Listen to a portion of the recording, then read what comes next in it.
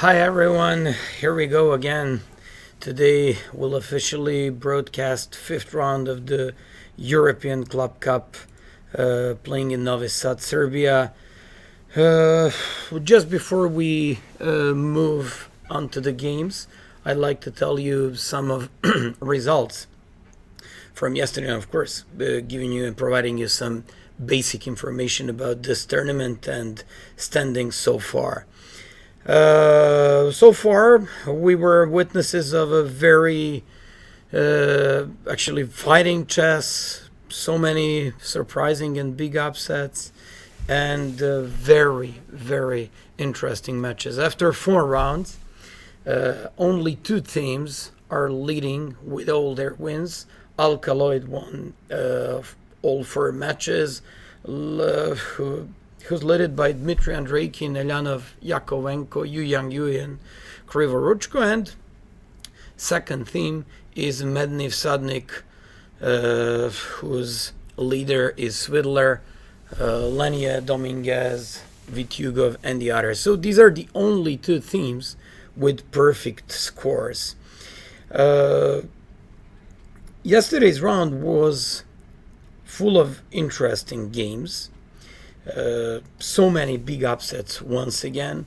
By the way, speaking of the game between Aronian and Rapport that happened 2 rounds ago, they already commented this game as one of the most beautiful games in this year.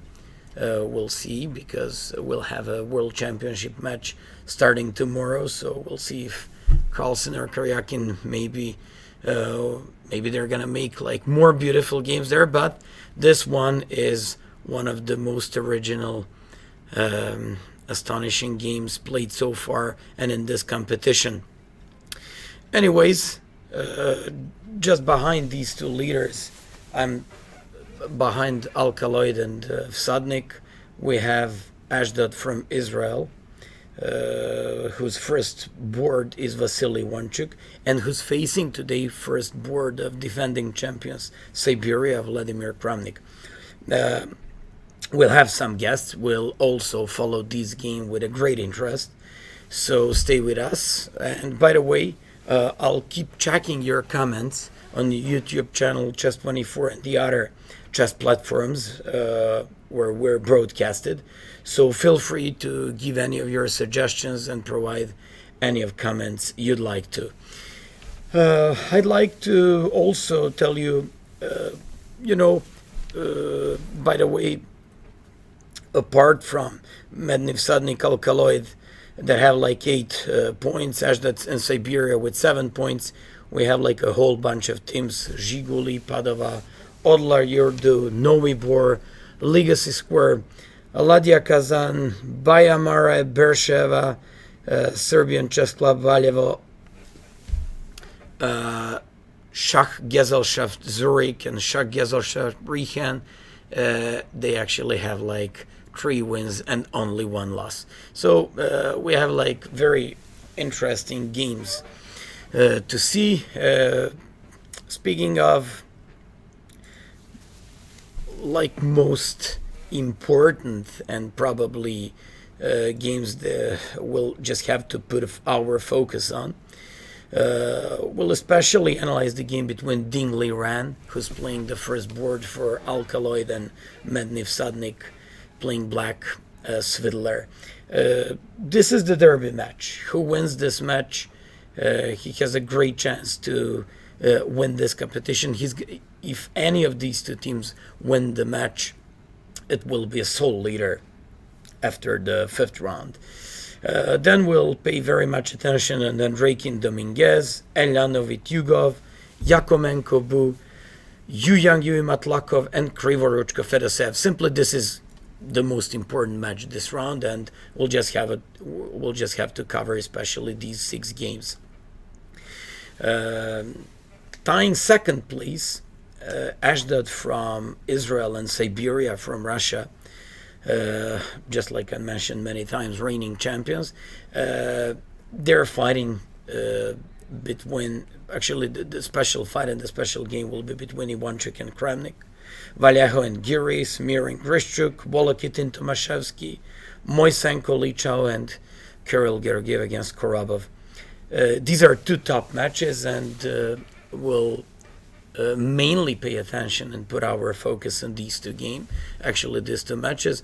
Of course, there will be other good matches between Ladia Kazan and Zhiguli, Luxten Timișoara and Padova, Odlar Yurdu and Shak Gesellschaft Riehen, Bayamar and Novi Bor, Legacy Square against Ghent, Beersheva against Shak Gesellschaft Zurich, and Gambit from Macedonia. They're facing the Serbian champions Valjevo.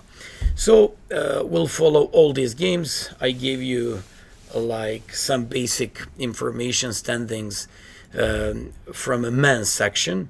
I like to mention now women's section. Today we have a great match.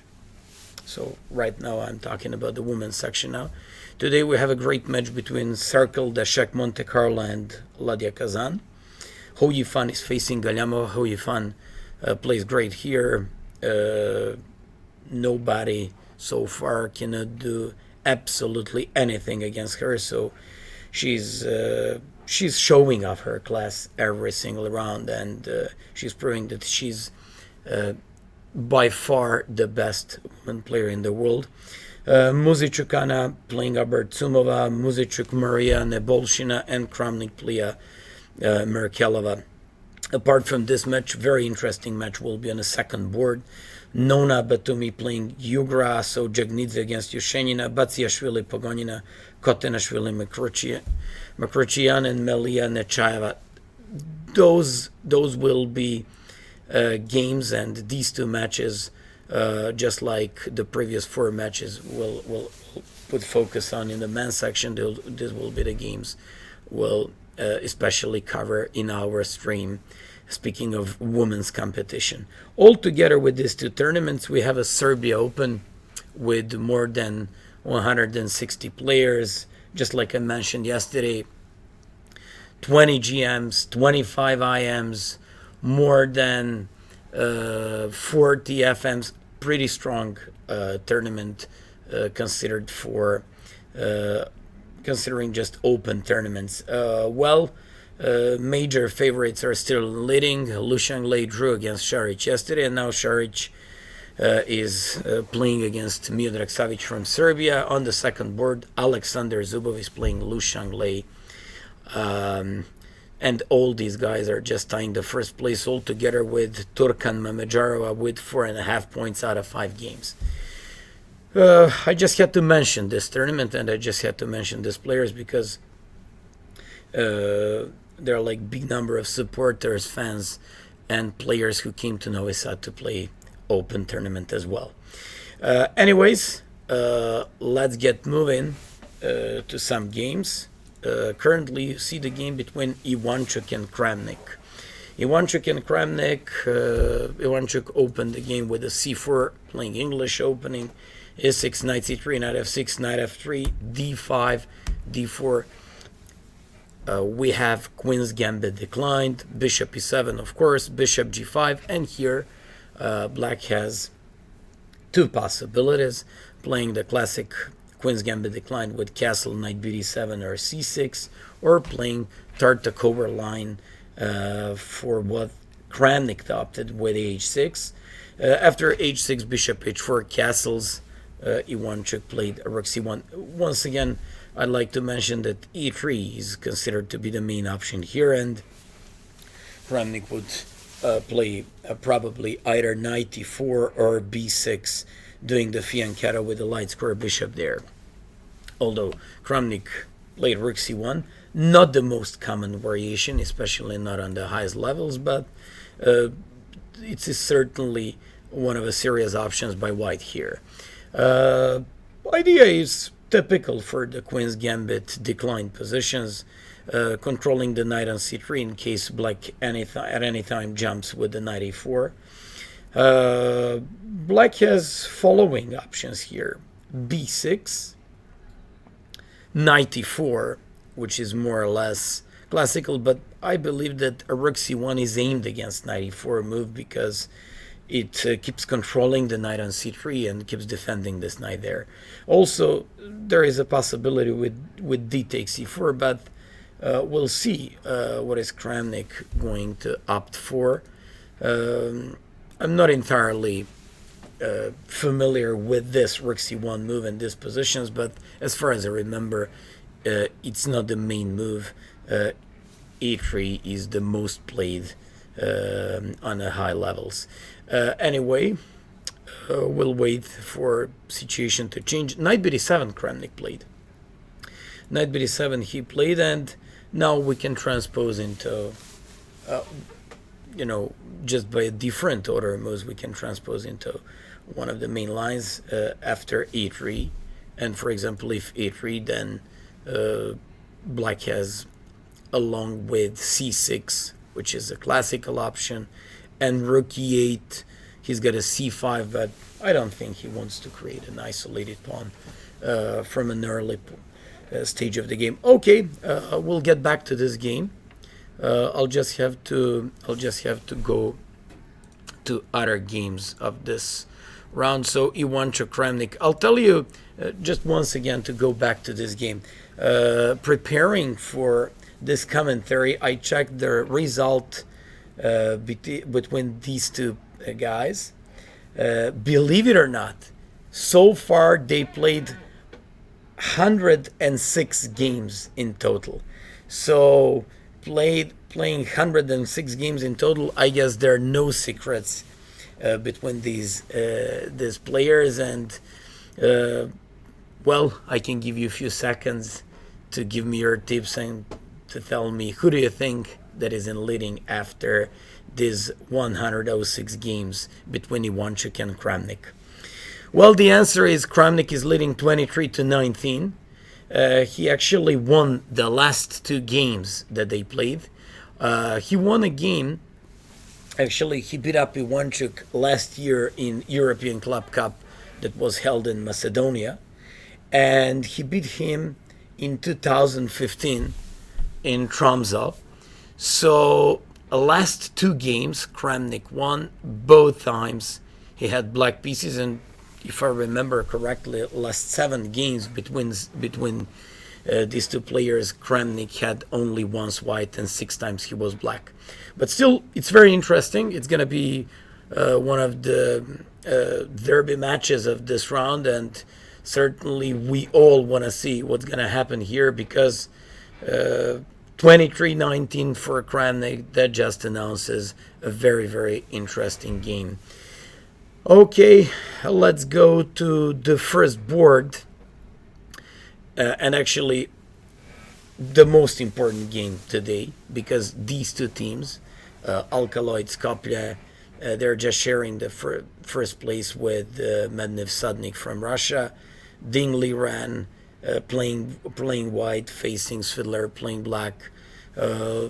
We see here it was the g3, actually d4 knight f6, c4 g6, g3 bishop g7. What we have here is King's Indian fianchetto line and c5. That is not so common by players of Grunfeld caliber, because we know Vachier, Grunfeld, and Nepomniachtchi are the 3 main representatives of the Grunfeld opening with black pieces. Here, Svidler just went for c5. I was expecting d5. Sorry. And c5 now transposes into one of the lines in English defense. So, very interesting. Even playing first move d4, Liren wanted to play against the King's fianchetto with g3. Probably he was expecting, and he had something else in his mind against Grunfeld, but Svidler didn't play d5. And who would say from d4 and c4 that this game after c5 could transpose into one of the main lines and most common openings against English. So knight e4, knight c6 reminds me on Marozzi defense. Okay, there are certainly a few differences. Here the bishop is on g2 and the pawn is not on e4.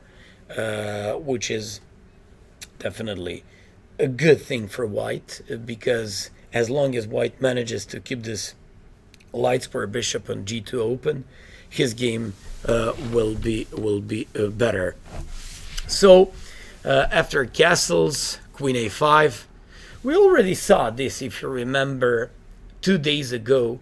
Vachier played against Vachier. Vachier was white. He once again played his opening, playing against Vachier. Vachier played queen a5.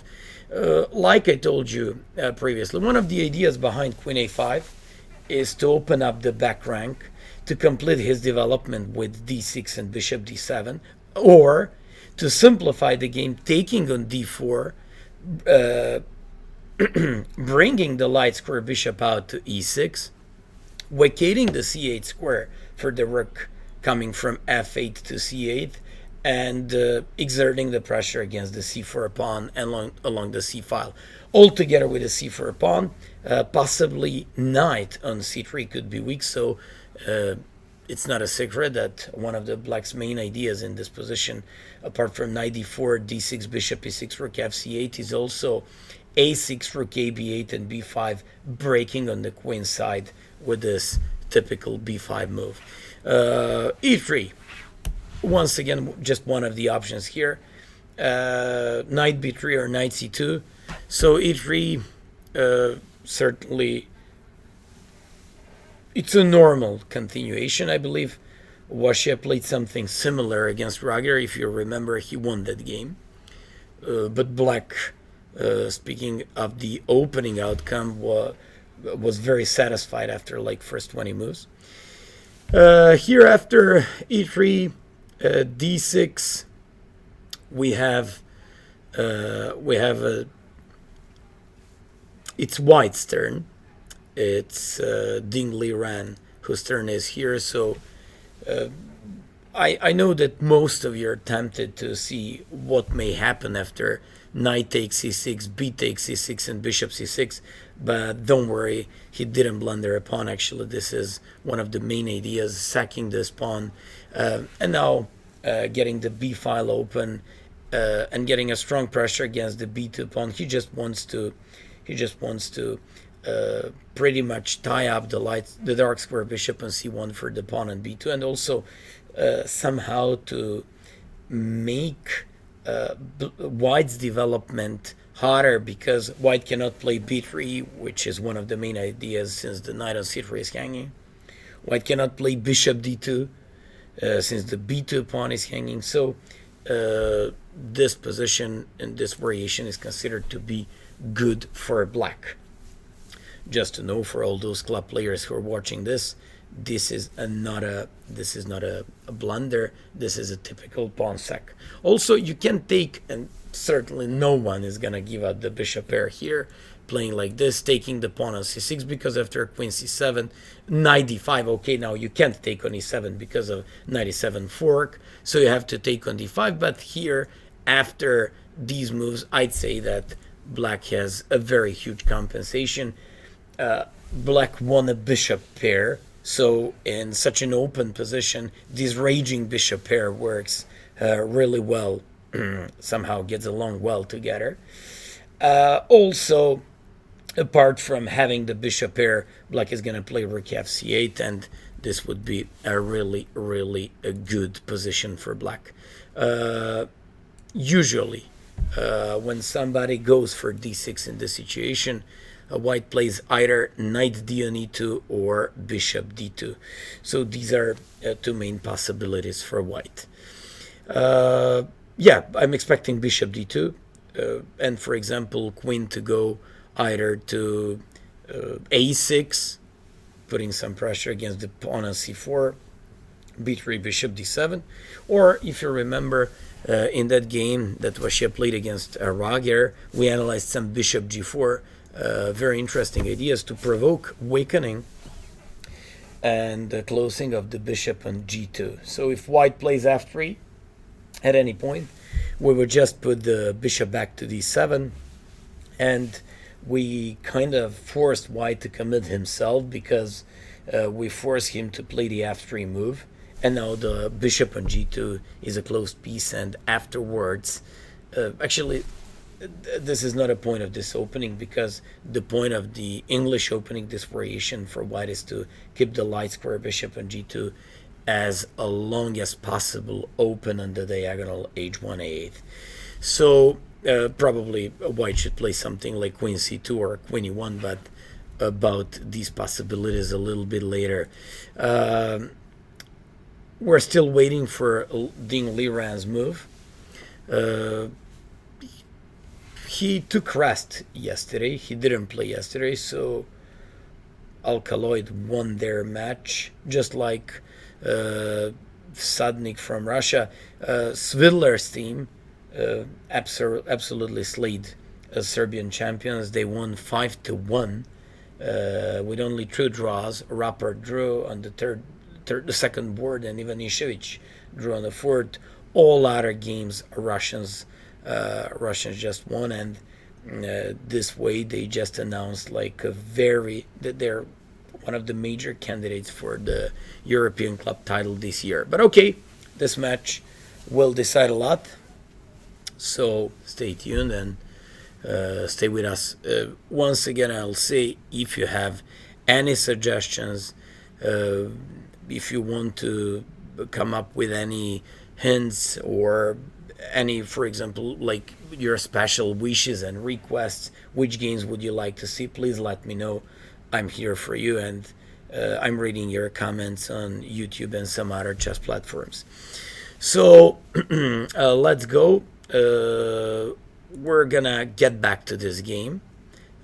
Just before that, let me just go to the next game. So this is the game on the first board, played between Lupascu playing for Timișoara, Romanian team. They're doing good, surprisingly good, and they're playing on a top boards. This is a team that is consisted of a very experienced Romanian GMs, Lupascu, Parlegras, Nevednici, and the others. And so far they're doing really good. Okay, it's an interesting game because they play currently one of the most popular and most reliable black openings against d4 in the world. It's a Grunfeld defense. C takes, knight takes, e4, and Lupascu opted for knight to f3. Yeah, I remember my club mate, Mircea Parlegras, who's playing second board for this team and who's so far doing great, making 3.5 out of 4. Also played for Romania team in Olympic Games. He played knight f3, bishop e3, and knight e2 plan. I guess all Romanians have this variation prepared. I'm just talking about this line, queen a5, and if queen a5, knight d2. That variation gained some popularity recently, and it's very, very interesting thing. By the way, like you see, you have names of the players, you have their ratings, even code of Chess Informant and the opening where it's played. So you certainly won't have problems, and I would have even minor problems. And so far I just had to constantly keep repeating the names of the players, and that was kind of disturbing to do that all the time because you couldn't see the names of the opponents. Lupascu playing Vachier. The main move here for black is either queen goes to a5 or short castle. Okay, Vachier opted for bishop g4. That's basically the main idea of Grunfeld defense itself. Black gives up a center, and afterwards with the moves like bishop g7, c5, knight c6, bishop g4, queen a5, black would love to break the central pawns and the center by white. After bishop g4, rook to c1, castles d5. Yes, this is exactly the point of the rook c1. White's intention is to push the pawn up to d5, so c3 pawn not to be a hanging one, and of course afterwards to do some c4, what I see Lupascu did in this game. So here we go. This is current position. This is still theory, and it's known in theory. In this position, black possesses and has like a very good control of the dark squares. So black would like to go with some bishop takes f3 and knight e5 at some point, playing like dominating knight against bishop positions. Or black just wants to play some, for example, usually they just want to play some b6, solidifying the pawn structure and cutting any counter chances by waiting along the b file, playing like this, or maybe to play some knight f6 going after the pawns. Not here, because if knight f6 happens here, then e5 and black loses. So maybe some bishop f3, and ideally black wants to trade the dark square bishops off and to play a dominating knight against the light square bishop. So maybe this could be interesting. Bishop f3, going with this bishop somewhere, just with a tempi, and the idea is to go with the queen on f6 or queen on e5. The idea is to afterward, first of all, to make connection between queen and the bishop, doing a battery, setting up a battery here actually, and afterwards maybe playing some bishop d4, where black would certainly be happy with the outcome of the opening if manages to trade the dark square bishops off. But we'll wait for Vachier's move. Maybe since the back rank is open, he just wants to set his rooks and to put them on ideal squares. We'll wait for his reaction. I was just talking about possibilities. So bishop f3, b6, placing one of the rooks somewhere, or maybe even playing rook f to e8 or and e6, maybe even immediately e6, playing more or less normal type of Grunfeld games after e takes, and rook f to e8. This is normal position. Black seems to be doing good, apart from having one bad thing in the game. It's queen on d6. We all know that the queen is just the worst blocking piece. Okay, by the way, just for you who maybe joined this commentary today, we're in the 5th round of the European Club Cup. We only have 2 teams with a perfect score.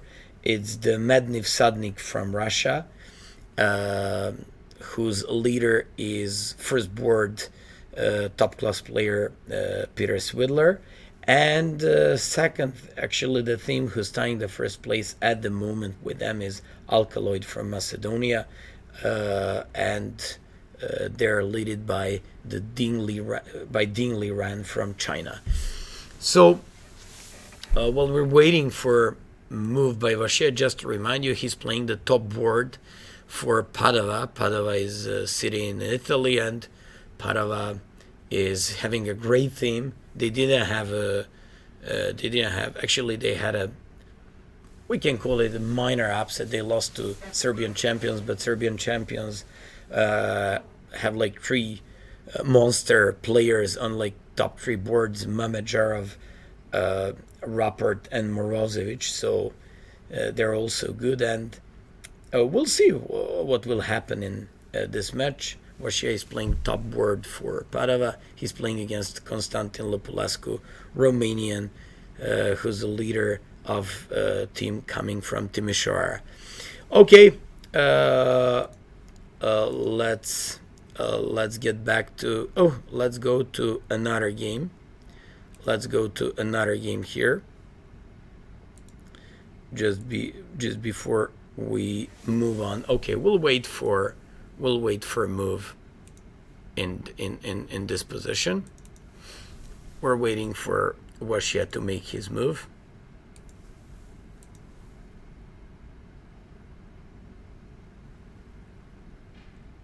So waiting for that. Okay, I'll just have to show you one of the top and the highest rated players in the whole competition. It's Levan Aronian playing white pieces against Parligras. So let me go with that one. We're gonna get back to this game. just before that, let me just check something in the standings.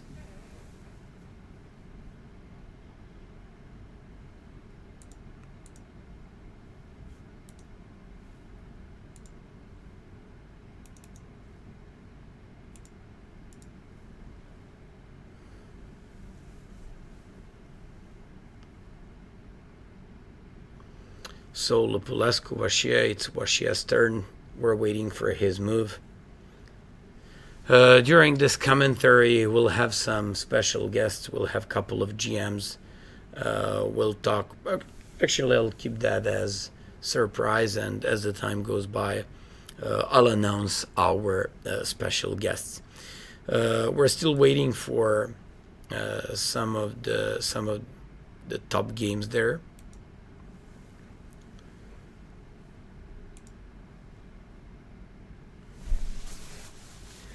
Let me just check your comments.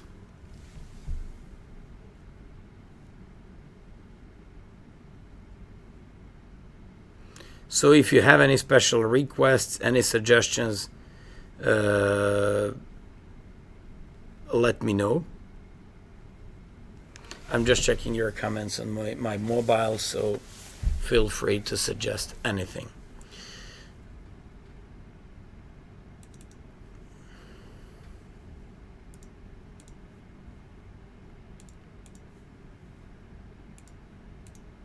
By the way, I'd also like to tell you that today is the first round. We have this tournament consists of 7 rounds in total, so we'll have like 7 rounds. I was talking about that with Eric Hansen. So even though this tournament is gonna have 7 rounds, there will be a possibility for IM and GM norms for all players in the competition. So this is why we have so many players and so many youngsters.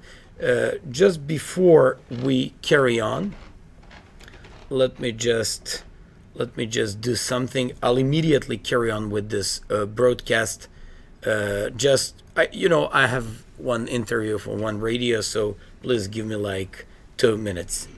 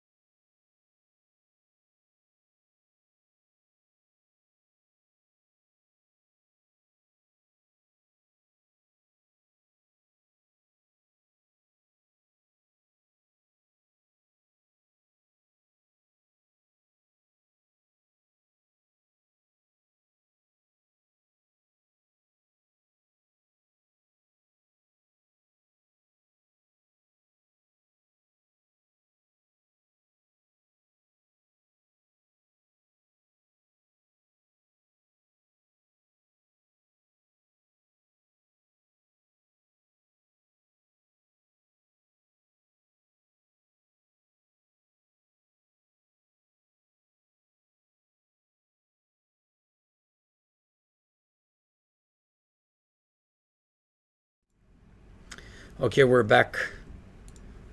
That was a fast interview. So, Richard Rapport,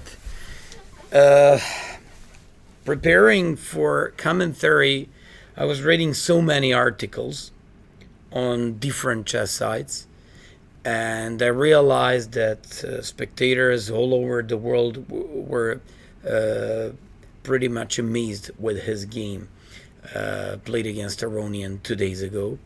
They even want to have some sort of voting about the Rook H1 move that Rapport played against Aronian for move of the year. So that was a really spectacular game, really astonishing the performance by Rapport. He also beat both games Aronian within like last 2 months. So he's really one of the top world guys, and the guys he's definitely an rising chess star coming to the top 10. And also I mean chess fans all around the world were just waiting his games with a very big excitement, because his games are always very full of interesting sacrifices, interesting opening simply choices by white and black. For example, in that game, Rapport played not commonly played on top level Chigorin defense. So Rapport is definitely one of the strongest world guys, and players who's improving the fast. So players who's improving fastest of probably all young players at the moment in the world. So knight c3. By the way, he had a very, very difficult game, I'd say, yesterday. He was defending against Alenia Dominguez's worst position, and he just defended that position without any special problems. So if you remember, it was as far as I remember, some French opening, but Rapport played there some really great and resourceful defending moves. Today he's playing and facing like 400 rating points lower rated Percival Martin from Denmark. He opted for ready opening, and he never waits. He never wastes his time, and he never waits, and he's all the time on the top of his tactical skills. And he played d3, knight h4, and immediately opted for something very, very sharp. That's the way he usually goes, and he plays very sharp chess. King goes to h1, freeing the g1 square maybe for the rook afterwards. So once he pushes some f5, and if white at any point takes, he'd be recapturing by g-pawn, had an open g-file. He would have an open g-file and would be able to carry on with his initiative along the g-file and on the king side. This reminds me pretty much on King's Indian opening. King's Indian, because he's willing to face some d4 where black would close the center, and then he would just transpose even this knight from c3 via e2 to g3, and he would just storm all his minor pieces on the king side and do the attack. Okay, we'll go back to this game. Just before that, let me check the game between Giri and Vallejo. Giri is another guy who played ready opening today. He played c4, and probably if black plays bishop e7 or knight c6, Giri would capture on d5 and play d4, transposing to Tarrasch opening. Although after Vallejo played d4, we once again have opposite color Benoni with a tempi up for white. If you remember, yesterday Vachier played a game against ex-Serbian champion Grandmaster Antic and won in a fairly easy style, playing d3, bishop g5, taking on f6, playing knight bd2, and winning that game. pretty easily. Here, today Girish just using the same option, but I also doing that commentary with I am Miloš Stankovic. We spoke about the knight d7, knight c5, where black just transposes the knight to c5, and not just that, he's just securing the option to play e5 afterwards. So this is normal Benoni defense with white pieces, with one pretty big difference: white is up a tempi. Okay, so knight d7 idea was to support e5 pawn, but at some point after black plays either short castle and f6 or short castle rook e8 and bishop f8, that knight will move on to c5. Then the pawn from a7 would go to a5, stopping any b4 pawn advances by white, and black would control his game pretty much on the queen side. This is going to be interesting because Vallejo is a strong Spanish player who almost last 15 years, last 10 years, he's around 2700. He's really doing good against these top guys. I mean, he can hold them. I'd say he can hold them, and this is going to be interesting to see what is Giri going to perform and do in this game. So let's go. That was Giri against Vallejo. We'll go to Tomaszewski Volokitin. Tomaszewski playing white pieces, one of those youngsters who have a very profound and deep understanding of this game.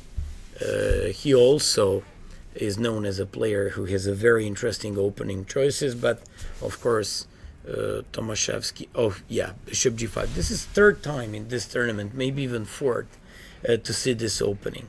I mentioned that Carlsen used it, that Kasparov used it a couple of times in his simul games, but on like regular basis, it was exploited mainly by Yusupov and some older players. Like we see, suddenly it became popular. Tomaszewski went for bishop g5, bishop g7, knight bd2, c5, and once again we see c5 in an early stage of the game. Nobody plays typical King's Indian approach with castle d6, knight bd7.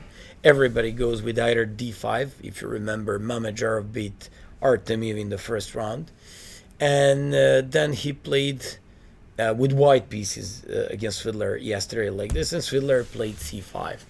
So this is also interesting to state. For example, yesterday you had a game with c5, and Mamedyarov played e3, and Svidler took on d4.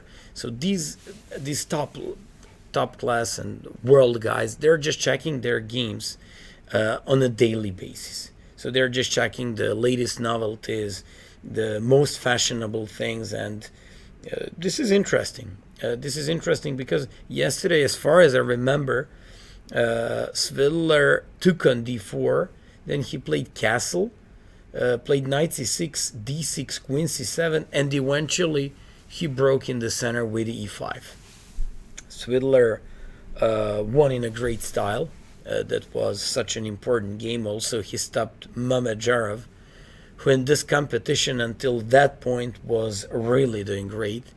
He was making 3 out of 3 with, believe it or not, performance after 3 rounds of 3,400.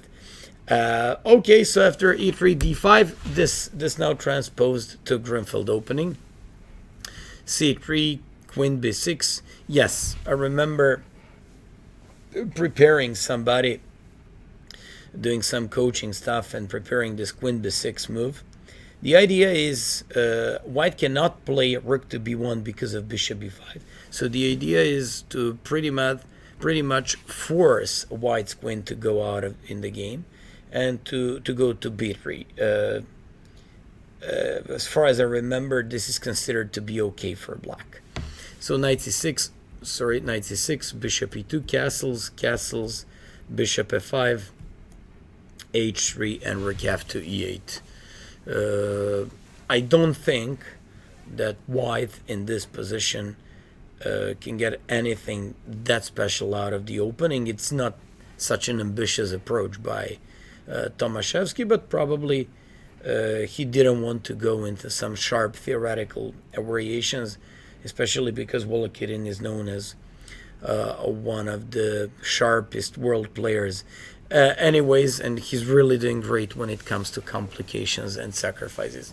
By the way, the other day I just read an article about a game. Volokitin lost his first game. That was a big upset in the first round.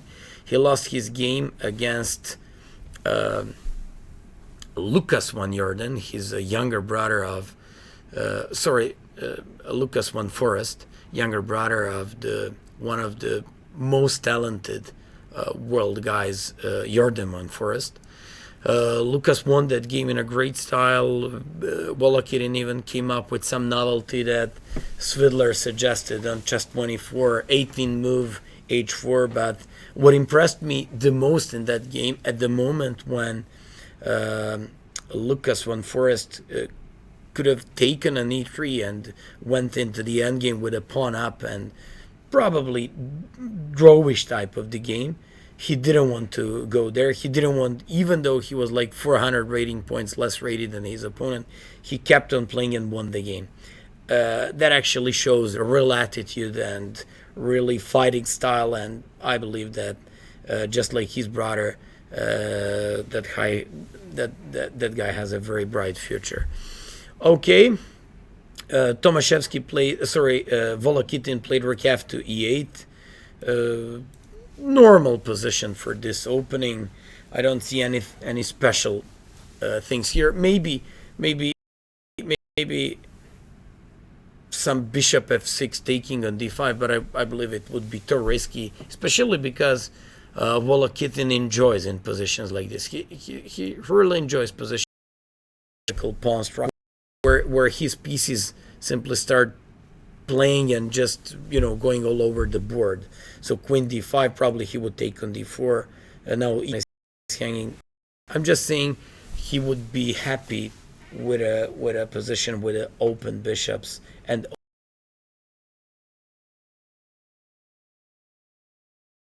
checking. Okay, probably some rook f to e1 or rook a to c1 is probably too early to do, because maybe white would gladly recapture by a pawn opening the a file and afterwards taking on c5 and just doing the b4 and b5, expand a little bit on the queen side. Quite an interesting position. White seems to be still slightly better in this position, but once again I have to state what I previously mentioned. This is not the most ambitious approach with the white pieces, but probably he just wanted to avoid some crazy variations in the main lines. Just because Volokitin is known as a player who likes to sacrifice a lot. Yu Yang, Yu Matlakov.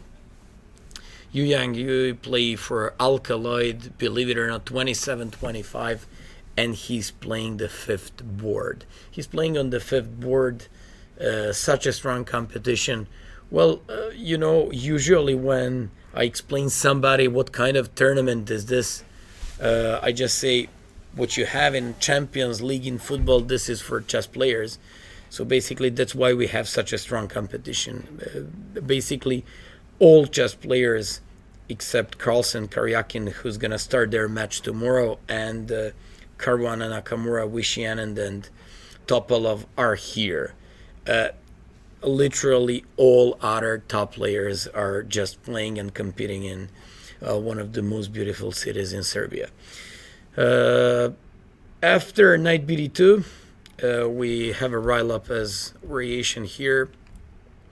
Actually, kind of Rye Lopez position, but it went from the Italian opening. So bishop c4, bishop c5, castles, knight f6, d3. From recently, this setup by white became so popular. Most likely all these players are just trying to avoid Berlin defense. A couple of times in this tournament, including the game between Kiev and Kramnik, we could have seen that Berlin defense is simply unbreakable.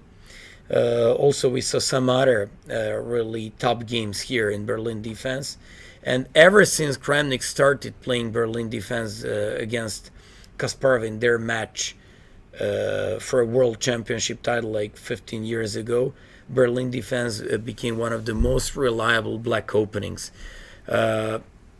This is why I believe all these guys nowadays go for the bishop c4. They still go for a type of Berlin, for a type of a Rai-Lopez type of game, but they want to avoid Berlin defense.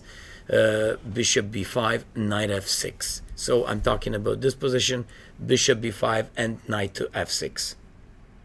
After bishop c4, bishop c5, castles, knight f6, d3, castles, a4, a6, h3. Like you see, this is more or less a Rai-Lopez game. Here, white just wants to bring his... Actually, with the a4, he just wants to expand on the queen side. But he also tries to...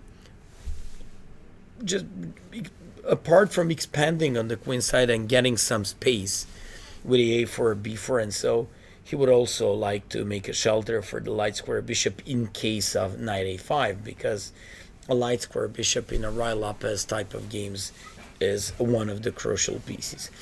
Anyways, after bishop a7, the idea behind this is to move knight to e7,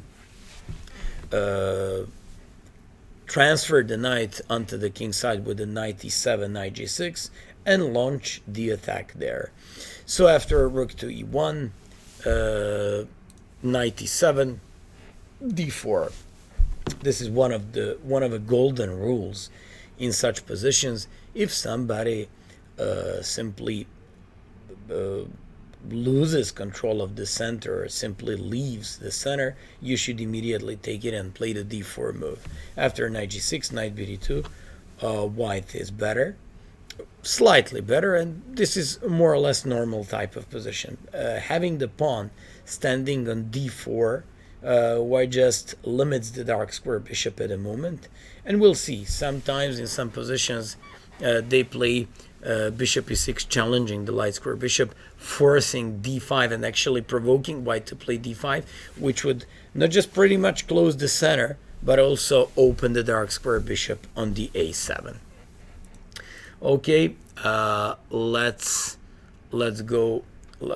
This position has been seen on the top level for so many times, so I won't talk about possibilities here for black, because this is all more or less part of the same plan for black. Either h6 to have rook e8, either some h6 to have knight h5, queen f6, maybe some c6 ideas, maybe some bishop d7, completing his development altogether with the queen e7. We just have to wait and see what is Matlakov going to do here. Let's go to Kramnik's game, Ivantchuk Kramnik. Just like I told you, that's very interesting. So far, they played 106 games. It's unbelievable number of games between two players, and just like I told you, Kramnik is leading 23 to 19. Speaking of decided games, of course, all other games were drawn. This is interesting. After bishop g5, h6, we have Tartakover line. So after h6, rook to c1. Not the most common approach with white pieces in Tartakover line. a3 is definitely more common, but it's certainly one of logical things. And I said here, maybe Kramnik is not gonna create a pass pawn just like this and play c5, but he did play c5, but afterwards took on d5. So he's not creating a sorry, not pass pawn, I mean isolated pawn, because if knight takes d5, black bishop would take on h4, so he would avoid this. Or if bishop takes e7 would basically happen here. Kramnik took back by knight, so he doesn't want to keep exchanging pieces while white just takes on d5 and creates a d5 weakness. So after bishop e7, knight e7, bishop e2, b6, d takes e5, and b4. Normal game. I don't see anything that's special for white in this position. I don't see anything that's special for black either. But okay, if I have to choose side here, that would be white, just because of slightly better development in the current game. Okay, so b4, he's kicking the knight away and trying to play some, for example, Kramnik can once again go into his favorite type of the game, queenless middle game. He's proven so many times that he's one of the best players in the history of chess in positions like this. So after knight d7, maybe some a3, maybe some castle. a3 just to solidify himself. Okay, castles, for example, knight f6, moving the knight and preparing himself for the bishop e7. I believe that this could be considered slightly better for white, but after knight e5, bishop e7, I certainly see not even a single problem. Maybe some knight d7 here, knight d7, but he can go with rook f c8. He can even take, for example, like this and go into position like this. But okay, I don't. Rook b7, knight c3. Yeah, the pawn on a2 is hanging. Okay, I just provided some analysis here. It's Kramnik's turn. By the way, Kramnik won his first game. He only played 2 games so far.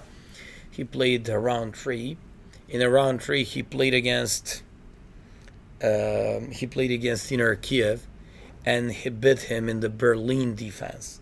And with Berlin defense, once again, we see that white players are suffering playing against Berlin defense. So yeah, Kramnik went for a queen takes d1. I guess he's quite satisfied with the draw with the black pieces against Ivantchuk.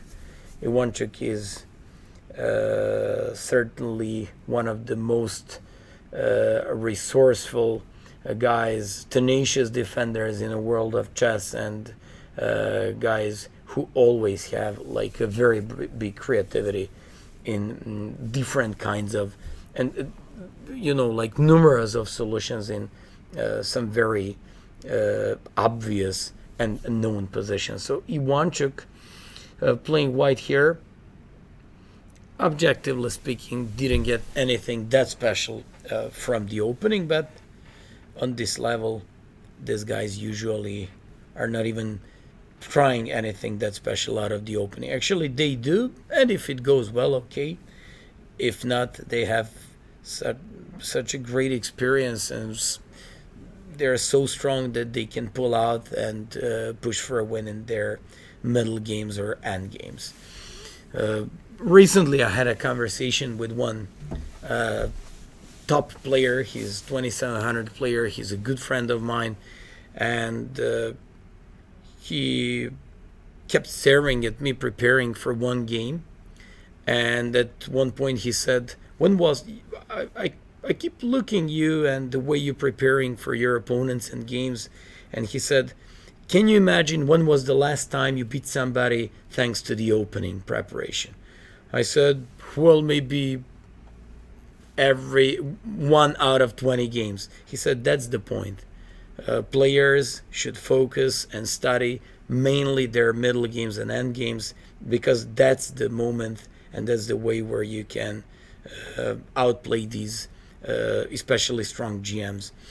The thing is, nowadays in this era of engines, computers, all these really good and the quality chess books, you definitely have to know your openings, but that definitely shouldn't be your only choice when you work and prepare yourself to improve there.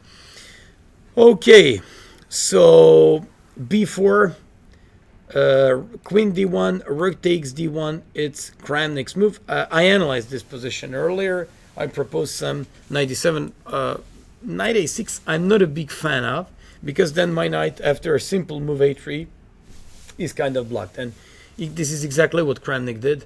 So I showed you this line before queen takes, knight goes to d7, and this seems to be a fairly normal position for black. Knight will go on f6 afterwards.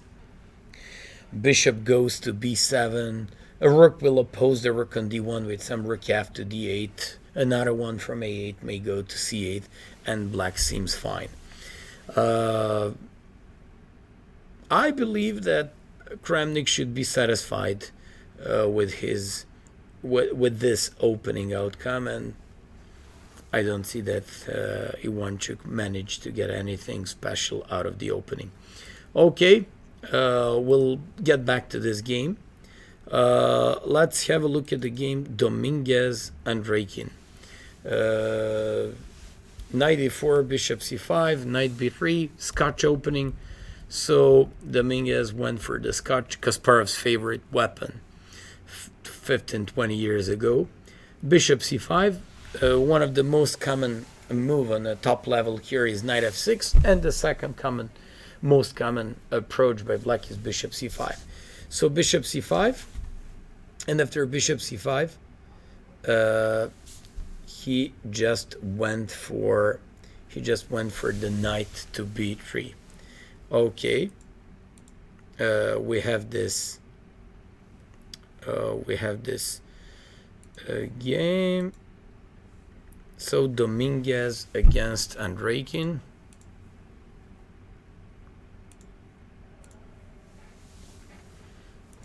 Just a moment.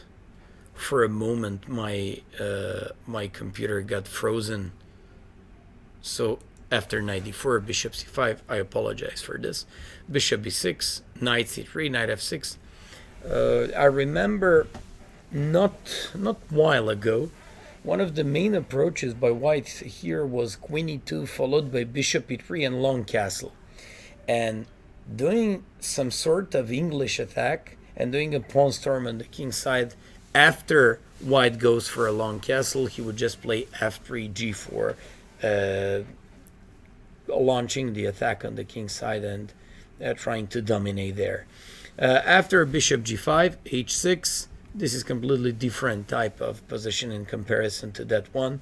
And that Rakin, certainly a very creative and talented chess player, opted for g5. Okay, he's not afraid. He's not afraid to move these pawns up to h6 and g5, and probably in this position he's gonna end up playing long castle. Normal position. I wouldn't spend too much time here. Let's go and let's check some other games. Buxi and G. Yakovenko.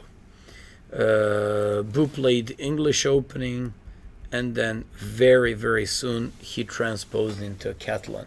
After d takes c4, queen c2, a6, they just played one of the main lines of the Catalan opening.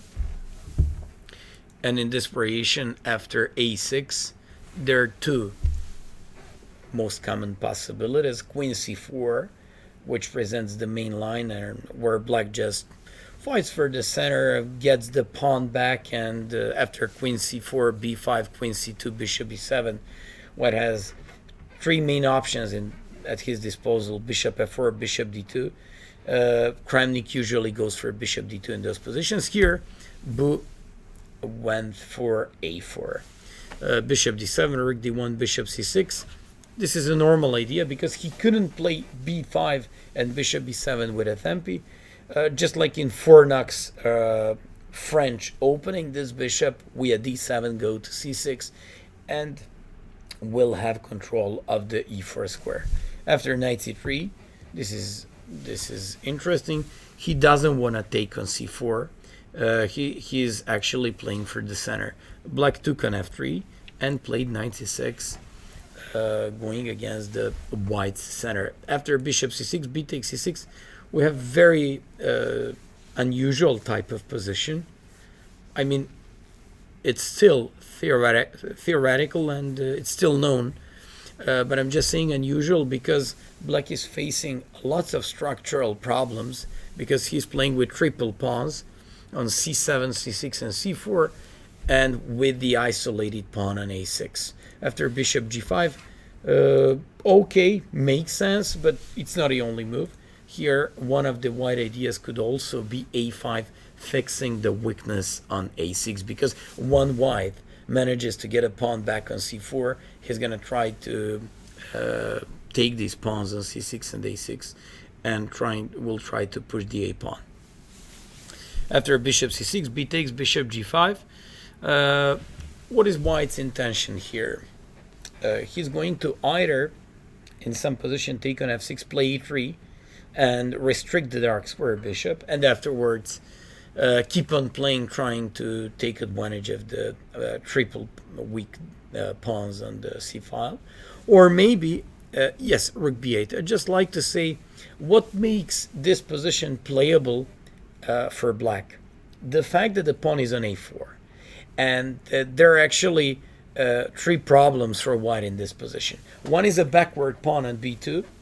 Another one is potentially weak square on b3, and the b4 square that could be used for black after some rook b8, rook b4, in case white at some point plays a5, bishop to b4, going after the pawn on a5. After rook b8, a3, a5, queen e2, knight d7, exchanging, and like you see, Yakovenko is now trying to reduce material and equalize this position. I wouldn't be fully satisfied with my opening here with the white pieces, because I believe that black is, even though he at some point created like triple pawns, he pretty much equalized this position. At least I don't see any special problems. Maybe if rook to b1, he's just going to take advantage of the b4 square. And even if you go for queen a6, takes, and playing c5, I don't see anything that dangerous about this one. Oh, d4 is hanging. He cannot even play this one. Yeah, this certainly looks like a very okay position for black. We'll see what's going to happen there. So let's move on. And let's move onto the game of some... okay. Smirin Grishchuk. Grishchuk played kind of Marozzi. He still hasn't developed at this moment his knight from g8 on f6, and he decided to take on c3 and the rest of the game fight against potentially weak pawn structure. This could be an interesting idea. This is one of those moments where the dynamics should fight tactics, because Liren has a bishop pair. Yes, in return for a bishop pair, and as a compensation, he's got a bishop. He's got these bishops. He's got good dark squares. But on the other hand, if Grishchuk manages to exchange some of these pieces, or just to block the pawn on e4 and pawns on the c file, then he's gonna clearly be positionally better. So this will certainly be one of interesting games in this round, but we'll get back there. Korobov playing Gergiev. Korobov, Ukrainian player, strong player, performing really good lately. After knight c3, d5, once again we have the most popular Grimfeld opening. So like you see, most of GMs use with white pieces Rai Lopez. With black pieces, they use either Slav Defense as one of the most solid approaches, or they just play the Grunfeld. I say most of them. I'm not saying that the other openings are bad. I'm just saying most of these guys play and opt for these variations. Korobov played the main line, and play the castles. Bishop d7, certainly one of the most common ideas. Idea by black could be to play knight a5, to play b6, to go for queen c7, bishop g4. But as far as I remember, at the moment in the world, this is probably the most exploited and the most critical one, bishop d7. What's the idea behind bishop and d7? First of all, he's connecting his rooks on the back rank. He's willing to put this queen either to a5 or c7. Usually it goes to c7. Why to c7? Because he wants to connect the rooks on the back rank. And any bishop f4 to face with e5. Breaking in the center, provoking white to play d5, in which case this knight, we are a5, b6, knight b7 would eventually come to d6, and we all know that the knights are just best blocking pieces. After, like bishop d7, rook b1, queen c7, queen d2, rook a d8, rook fc1. Why? Because he just wants to kind of prepare himself in case black takes on d4, to have the rook on the c file and not to have a hanging bishop on c4. After rook fc1, bishop c8, knight f4.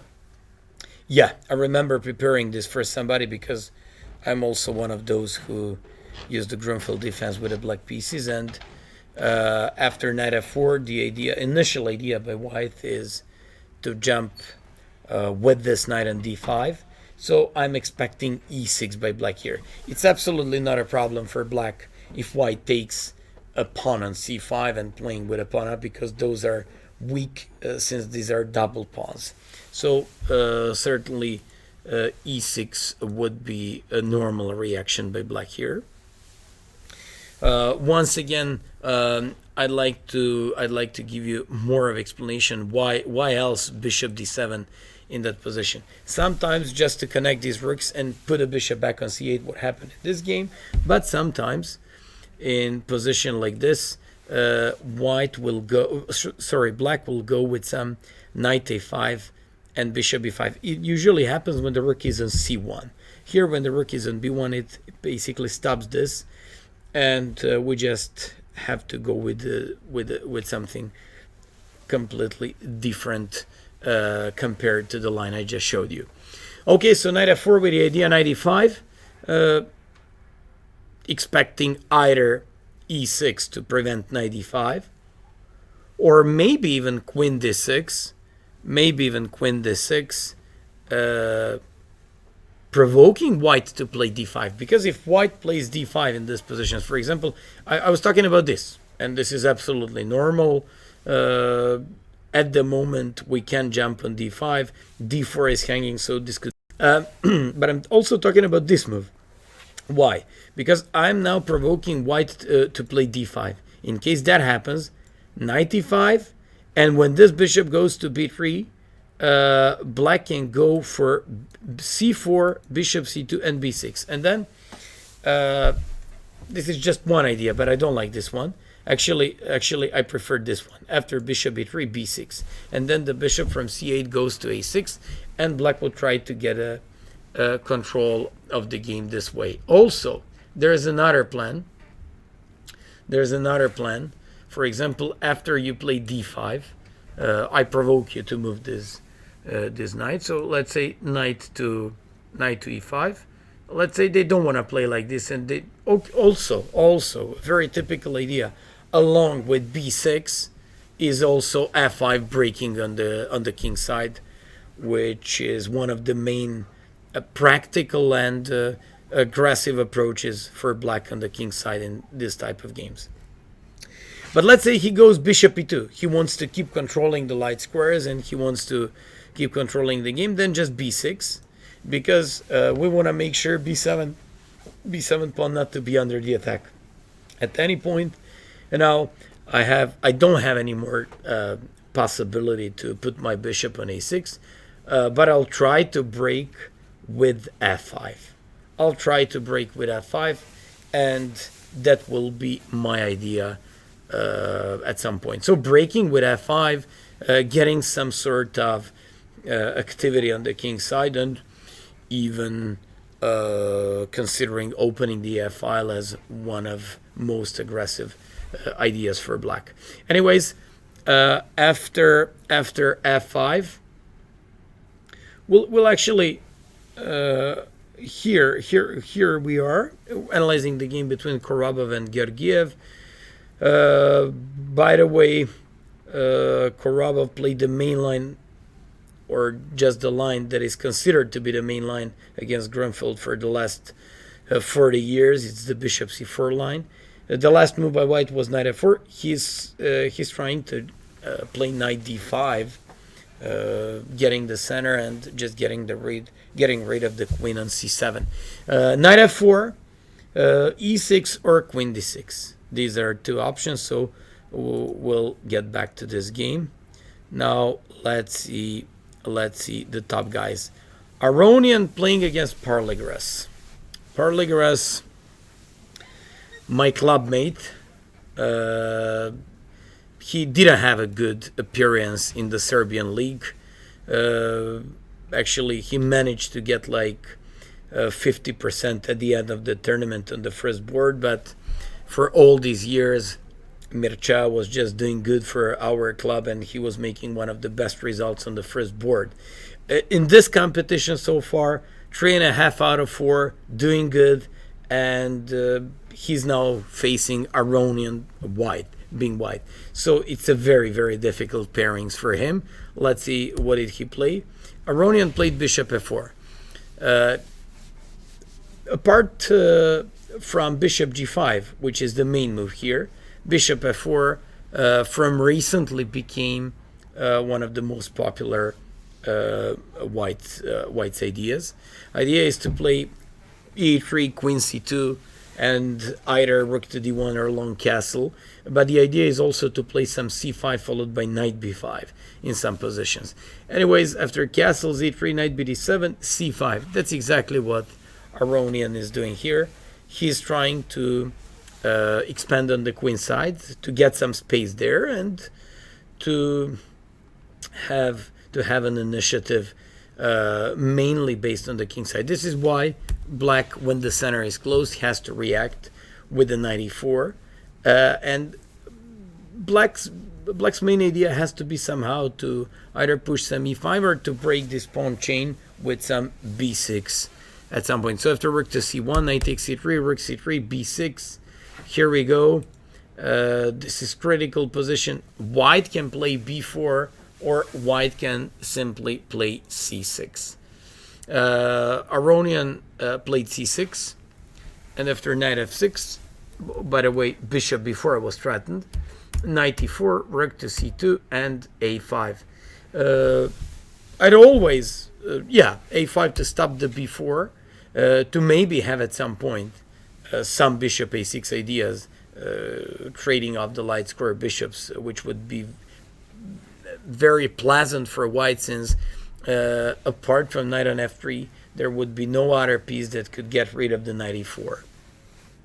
So after a5, bishop d3, f6, this is interesting. He's doing good. He wants to play some g5 maybe. He wants to organize the attack on the king side. And okay, they just played these moves. We have a current position. White is considered to be slightly better in a position like this, just because position is white blocked and white has a possession of the knight. But I don't see any special troubles in a black's game, so Mircea should be very happy with his position playing black against Aronian. Probably some rook f to b8 here, and doing a4 and afterwards b4. Probably rook f b8, doing a4 and b4, breaking on the queen side, and maybe even going after some weaknesses in a white's game. As far as I see, black should be happy with his position here, because c6 could turn out to be a weakness, but also he may go with a rook b8, b6, going against the c6 pawn, and once the rook comes from d3 to c3, then playing and breaking on the queen side with b4, especially considering the fact that the pawn is standing on a3. So to all of you who are watching this on YouTube channel or other chess platforms, feel free to send me your suggestions, messages, or any special requests. Whose game would you like to analyze? Would you like of me just to show and to analyze for you? So please let me know. Okay, this was Aronian Parligras. I'm expecting rook b8 followed by rook b8 b6 going against the c6 pawn and breaking on the queen side with some b4. Okay, so Elena Vityugov, we haven't analyzed this game. Elena played d4, and now he went for the main line. 2 rounds ago, he played the sideline against somebody. Okay, they played the actually black played the bishop before Bogo Indian defense, and Elyanov didn't play the most common move here, bishop d2. He played knight bd2, castle g3, d5, bishop g2, b6. Okay, and the rest of this game should be based on control of the center, slightly better developing chances for white, and fact that the light square bishop on b7 is pretty much tied up for the pawn on d5, and it's pinned by the bishop on g2. It's just a normal position. C takes d5 is a normal reaction. Black cannot take by any of the pieces because of e4. So just because of that, after a3, bishop e7, c takes, knight f3, bishop d6, bishop f4. For example, what could be the idea behind bishop f4 in such position?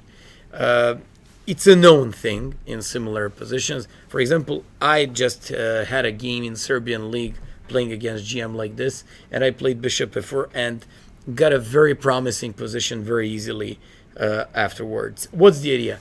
To capture by pawn on g4, and when you capture by pawn on g4, whatever they do, let's just say rook e8 or whatever, stick your knight on e5, they do something, put your rook on c1, and afterwards play the king h1. For example, I'm just gonna make a couple more moves just to show you the plan. Playing king h1, doing the rook g1, bishop goes on h3, or a bishop goes on f3, and suddenly white is just going to triple his pieces along the g file and do the attack. That's the plan, and we'll see what will happen in this game. But knowing my game and knowing how easy it is for white to play such positions, I prefer slightly more chances here. Okay, so Wojtaszek, Erdos, 2 young players. Wojtaszek playing white, Erdos playing black. They played the modern f3 line. This variation became absolutely the most popular lately in the world against King's Indian and Grunfeld players. You're actually killing with one stone 2 birds at the same time. You're just forcing your opponent playing the variation, simply variation that you prepared, and you're avoiding all those theoretical and long Grunfeld battles and also King's Indian variations. So this is an interesting move. This is a very popular one. It's mainly aimed against Grunfeld players. By the way, Hungarian players are known as a good Grunfeld players, thanks to some older GMs who brought that Grunfeld opening into fashion there. But you know what? After f3, Erdos went for e6. I remember Kramnik playing Nakamura, or Caruana played against Nakamura, something like this. Idea is d5. And then maybe we have some weaknesses on the dark squares around our king, but they also have the weaknesses on g7, e7, g5, f6, just like we have weaknesses around dark squares on the king side. So after e4, c5, d5, all of a sudden this position transposed into Benoni defense. And it's interesting, one of the main ideas by white in this with this modern variation f3 could be to go with the knight from e2 to c3 and keeping the knight on b1, afterwards to go to either a3 and c4, d2 and c4. So I'm a bit surprised that he played the knight bc3, transposing this game into a typical Benoni, or this is one of the main lines of Benoni or Semish King's Indian type of games that can happen from that order of moves. So after e takes, c takes, of course c always takes, keeping a healthy pawn structure and a good pawn chain in the center. And let's have a look. Castles, knight g3, and now black tries to kick this knight off with h5. Black tries to kick the knight off with h5. It's a very common theme in these positions. When the knight stands on g3, just kick it off with h5 and h4. Just like, for example, when you have your knight on b3, it's usually kicked by a5, a4. So after bishop e2, a6, a4, stops the b5 and knight h7. Let me explain. The idea behind knight h7 is to support this h4 idea, and also to go with f5. That's exactly what happened here. After bishop e3, h4, knight f1, and broke in the center with f4, f5. After e takes, g takes, knight d2, knight d7, f4 stops, for example, knight e5, h3, castles. I have to say that I wouldn't complain playing with black pieces a game like this, but okay, Wojtaszek is probably also happy with his position here because he sacked the pawn for a pretty good initiative of his pieces. But just like I said, I wouldn't complain playing this with black. For example, I'd go with knight d on f6 with some knight g4 ideas, or maybe I just go with some rook e8 move, threatening the bishop, and when they play like knight c4, trying to kick the knight away and to take on a3, having like domination over the dark squares. This is one thing. This one, or knight d on f6, but I like the knight b6. I like the knight b6 because once you play like this, an old rule in Benoni type of games, as more positions as you manage to exchange, the better your game is. So afterwards you just go knight f6, controlling like g4 and d4, and this is great and a very promising game for black. So this is the game Wojtaszek against Erdos. Let me see one of the games of the round. Ivantchuk playing against Kramnik. They didn't improve too much since we last checked this position. They only played, Ivantchuk played knight d4 since the last time, so we'll get back to this game. Matlakov opted for the plan with c6 and h6. He probably wants to play either rook e8 to white knight g5, or he wants to play knight h5 or knight h7, bring his queen to f6, play knight g5, and all of a sudden organize the attack on the king side. This is interesting, and I suggest to all club players to go for a line like this because it really looks promising for for black. Okay, Rajabov Hyman. Hyman is doing good. It's a German GM. He's making 3.5 out of 4. Actually, Hyman is one of the best first boards in this tournament. So Hyman is playing Rajabov. He played neither, and Rajabov went for not so common queen f3 move. This is interesting. I know the line where white plays bishop e3, e6, queen f3, and not the bishop g5, e6, queen f3. Okay, let's have a look what happened there. More or less all these normal moves, and a Rajabov.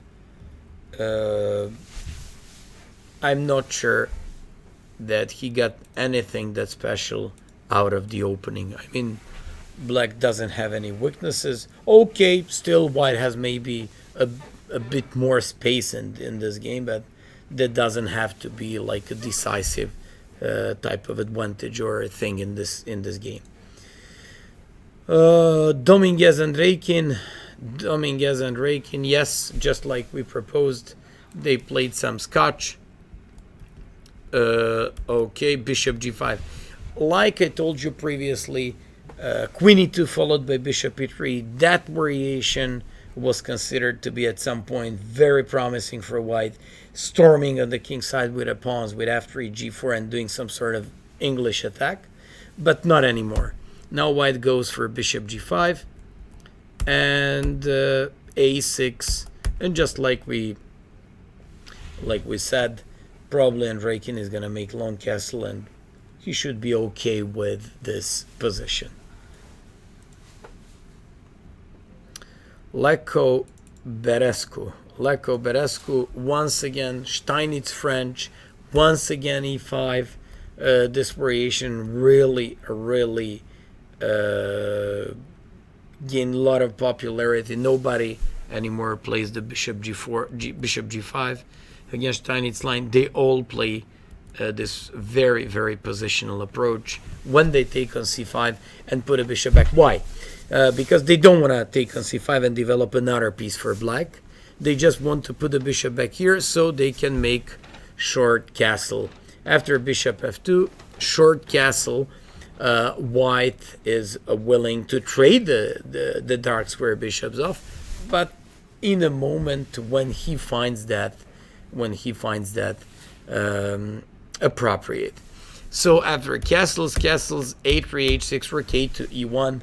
I don't think that this game is anything that different in comparison with the game between Hare Krishna and Bauman, I believe, yesterday. The thing is, I believe in that game Black also played h6, and instead of bishop b7, he played some rook a7, castle h6. So just instead of the bishop b7, the rook was an a7 in that game. Is this going to bring any special change or not? We'll see.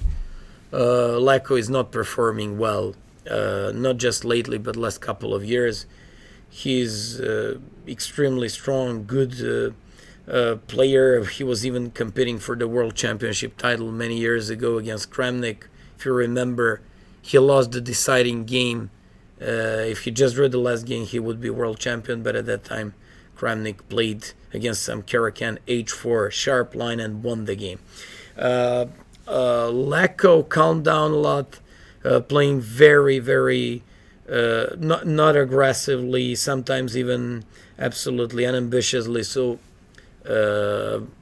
with all those youngsters and with their appearance lately, it's very difficult to have like such a high ambitions with this style of play. Okay, he's now white. I have a feeling that he's gonna go all in this position, and we'll try just like Hare Krishna some king h1 f5. If you remember, that happened in his game.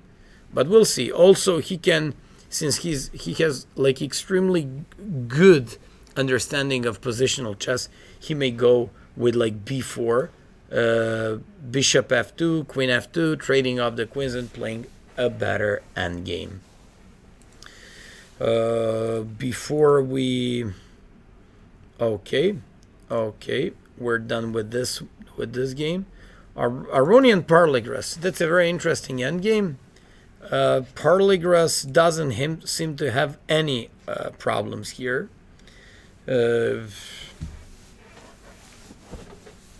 Okay, maybe Aronian will play some knight e3, knight c5 if possible, but he can all the time oppose that with the bishop f8. He also has b4 with a tempi. In my opinion, Aronian got nothing out of the opening. We'll go back to this game. Giri Vallejo.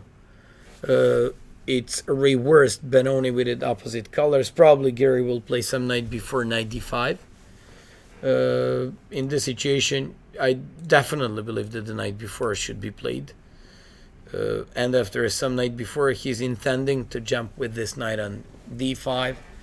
And if black takes, it wouldn't be good, because it would bring him not just a strong center, not just a weak pawn on e4, but also the weak pawn on e5 as well, and this would be winning. So knight before doesn't work. Maybe some bishop d6 over protecting the e5 pawn, but then these knights are just jumping all around the board, and I like very much Kyrie's game here. We'll see. We'll see what will be his move here, but for some reason I believe he's not going to hesitate to play knight before. Liren, Svidler. Liren, Svidler. They played an English opening. e3, d6, h3. Yeah, you see that. Svidler is not allowing, actually Liren is not allowing bishop g4.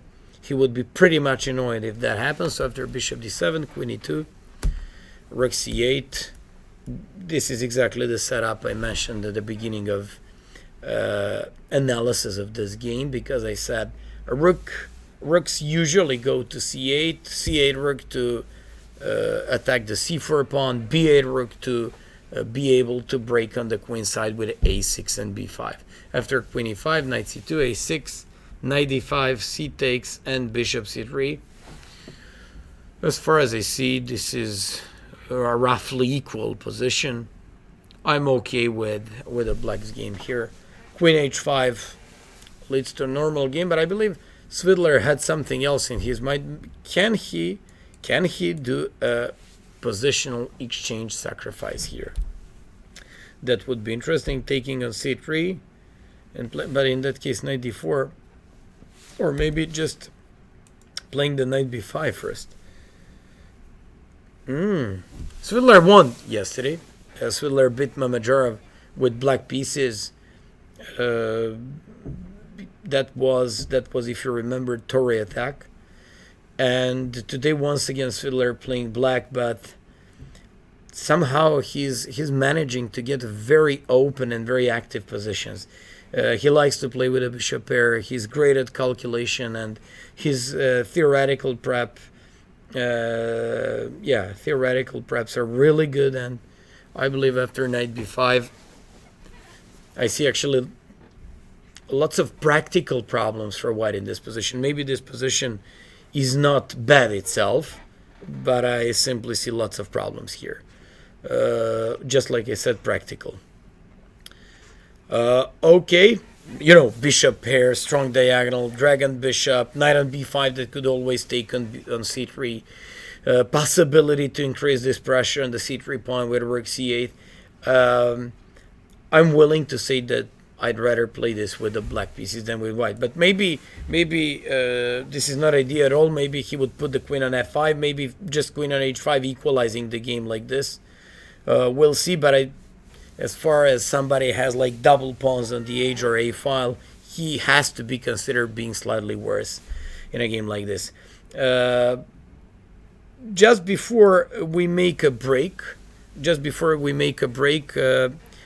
it's not gonna be a long break. Afterwards, we'll have some guests here. But before we make a break, I'll once again check the games of Ivantchuk and Kramnik. That is considered to be highlighted game of the day. So Kramnik went for a5. Probably he wants to provoke Ivantchuk to play b5, in which case knight jumps on c5, and that would be good game. Or maybe in case b takes a5, rook a5, black would do fine. Okay, this game is slowly moving forward, because on like every 10 to 15 minutes they just have one more move played. Okay. Yes, definitely. We have to check the game of woman world champion Ho Yifan. She's doing great. I absolutely see no match in a woman's chess for her. Basically, she's just crushing them all very, very badly, and Hou Yifan is currently absolutely the best woman in the world. Okay, I keep mentioning in the world and the best woman. Okay, at the moment you did Polgar. Let's just say she retired, so she used to be the best one, but that would be a good match between these two women. So after e4, c5, knight f3, they played time out of defense, bishop e3, queen f3. The line that became and gained so much popularity last 2 years. The idea behind queen f3 is to make and complete development with a short castle, but also to put this queen on g3, to trade the queens off, to be able to take by h-pawn, and once she takes by h-pawn, the h-file would be open, and white slowly playing like f3, king f2, g4, g5, squeezing out black's position on the king side, and trying to take advantage of the h-file, would try to take the opening edge there. After bishop d6, yes, this is the move that was created by, I don't remember who told me that played bishop d6 for the first time, but the idea is to transpose this bishop to, or actually to transfer the bishop from f8 to e5 into the center. For example, what I like in this game, playing black is a move b5, and if at any point white plays queen g3, then bishop d6 in that case. So if black takes on g7, then I have bishop e5 trick. So I like going with the bishop d6 once queen comes to g3 with some tactical tricks at black's disposal. Okay, after bishop d6, long castle, bishop e5, normal, g3, b5, queen e2, bishop g2. Yeah, okay, this is current position. Hou Yifan is definitely doing slightly better in this game. The main problem by black is backward pawn on d7. She has a pretty good control. I'm talking from white's point of view. She has a pretty good control of the d file. D7 pawn presents like a big weakness, but okay. This is the calculated risk that black takes in this opening, and black is just willing to play short castle, rook f to d8, and another rook from a8 when it comes to c8 to be able to push the b4 and kick the knight away from c3 and maybe use some tactical possibilities along the c file and against the c2 square. Once again, I'll repeat, I keep checking your suggestions and wishes on YouTube channel and on the other sites and chess platforms, so let me know if you have any special games you'd like to check. By the way, to make a break before, okay, I'll come back in a short. Just before that, you'll see the official video of the European Chess Unions. Enjoy, and we'll see each other in about 15 minutes. Okay, bye bye. So see ya in 15 minutes. But by issue is organized the first one.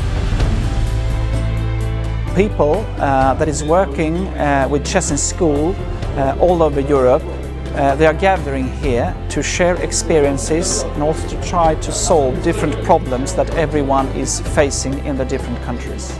It's a very important topic for us because we are just planning to start it in Belarus, and we're doing a lot of work to start it, and it's a great experience for us to listen about other countries, how it's working in other countries and how it's been done. This program, which is called Chess in Schools, has been running 7 years now. This is very important conference because it's my life, Chess in Schools, and it was very pleasure for me to see so very important persons and study experience from other countries. In the past, individual chess federations have organised a conference, and these have been around Europe, and we're exchanging ideas.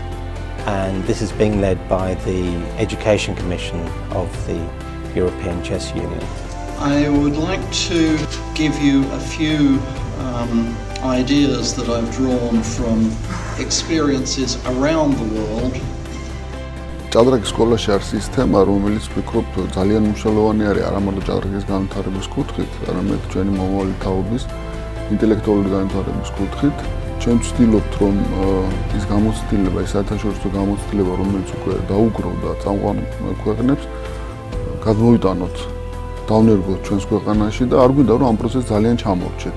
ძალიან საინტერესო კონფერენციაა ჩემთვის პირადად, იმიტომ რომ ჩემთვის ახალი თემა ბავშვებთან მუშაობა და საერთოდ ბავშვების ჭადრაკი და უბრალოდ პრიორიტეტი გახდება ჩემთვის. What I believe personally that 70% of the kids, when they're starting maths, they hate it.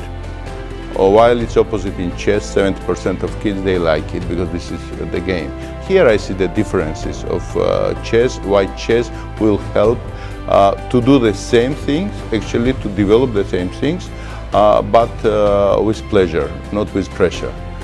What I wish is that the school systems of Europe will really understand how great chess is for developing children, both from a social and intellectual point of view. That's my hope.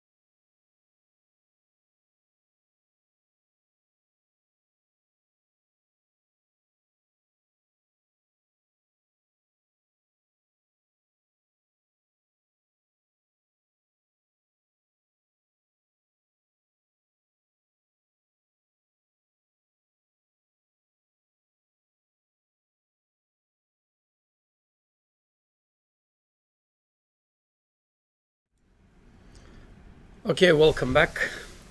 We're officially in a fifth round of the European Club Cup here in Novi Sad, Serbia.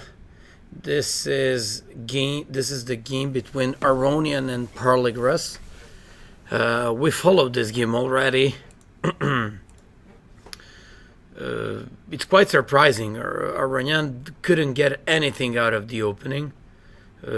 This is very nice position for black. Mircea, that's the way we call him. That's his name, since he's our club mate, and he's really doing great against one of the best world players. It's surprisingly how easily black managed to equalize the game. Once again, I'll repeat it. It was a popular bishop f4 line here, and after knight bd7 c5, I was just informed that we'll have some guests afterwards, so we'll talk to some players. By the way, it's very easy to it's very difficult to get some of these top players, because at the moment while I'm doing this live commentary, they're playing the games. Afterwards, when they finish their games, they're just hungry. They want to go, and they actually want to just relax a little bit. So on the other hand, I'm all the time here with you, so it's quite difficult to manage everything at a time. But the organizers told me we'll have some interviews and some guests. Okay, so Aronian went for the bishop f4. When he closed the center, Mircea jumped knight e4, and rook c1. They played this variation. It's considered to be slightly better for white. We see the last position. We see the current position. It's black's move.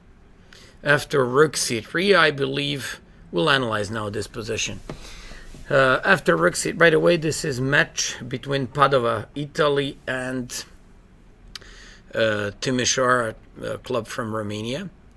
After rook c3, I believe black is definitely going to take advantage of possibility to exchange at least pair of these rooks. Yes, we're gonna have a special guest here, and that's a famous and a great Grandmaster David Navara. So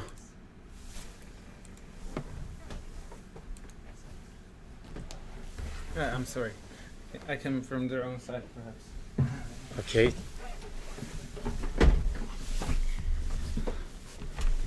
Good afternoon. Hello, David. Okay. Hello. You can sit here. Yes. And we can analyze. We're going to analyze your game. Okay, guys. Today here with us we have famous Grandmaster David Navara. How do you feel? What are your impressions about this tournament? How do you play so far? Could you please give us more? Okay, it's a very nice tournament and very strong. There are many really strong teams, and okay, it's going to be tense until the last round.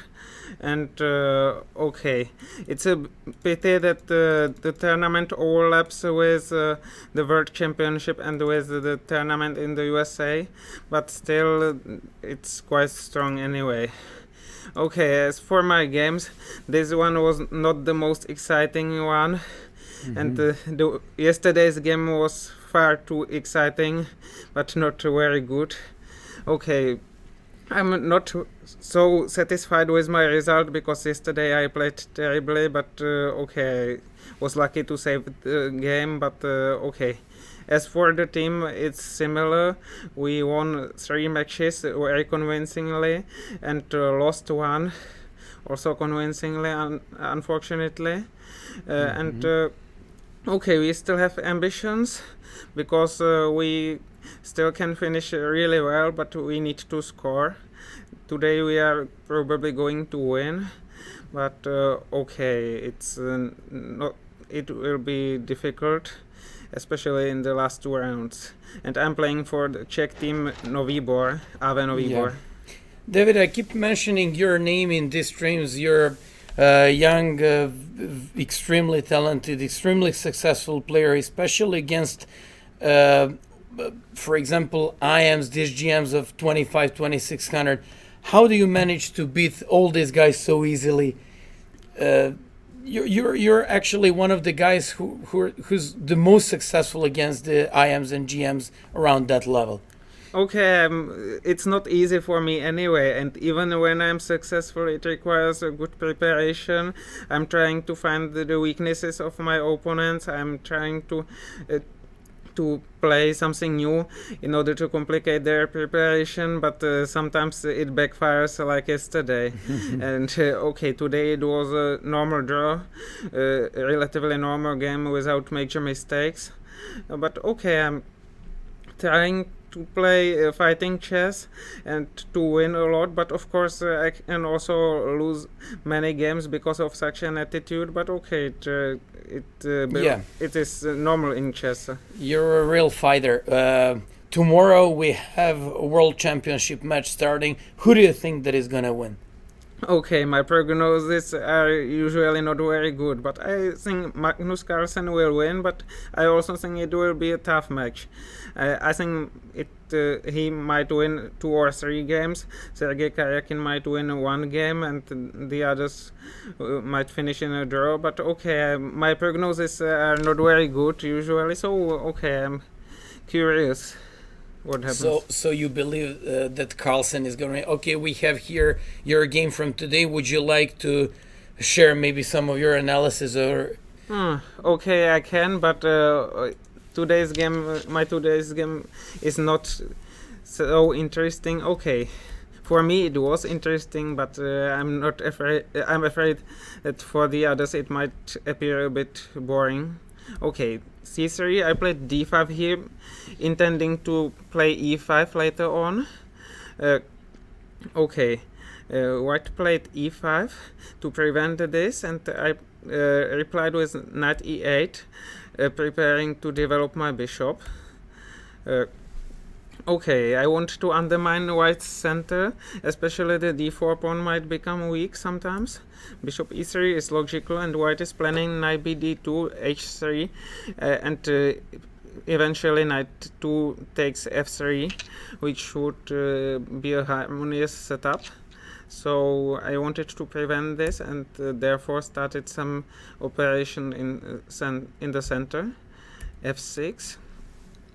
Okay, I think I prepared for h3 here, but it's very pleasant for black after bishop takes f3, and perhaps e6. I'm not even sure if f takes e6, e5 is not possible.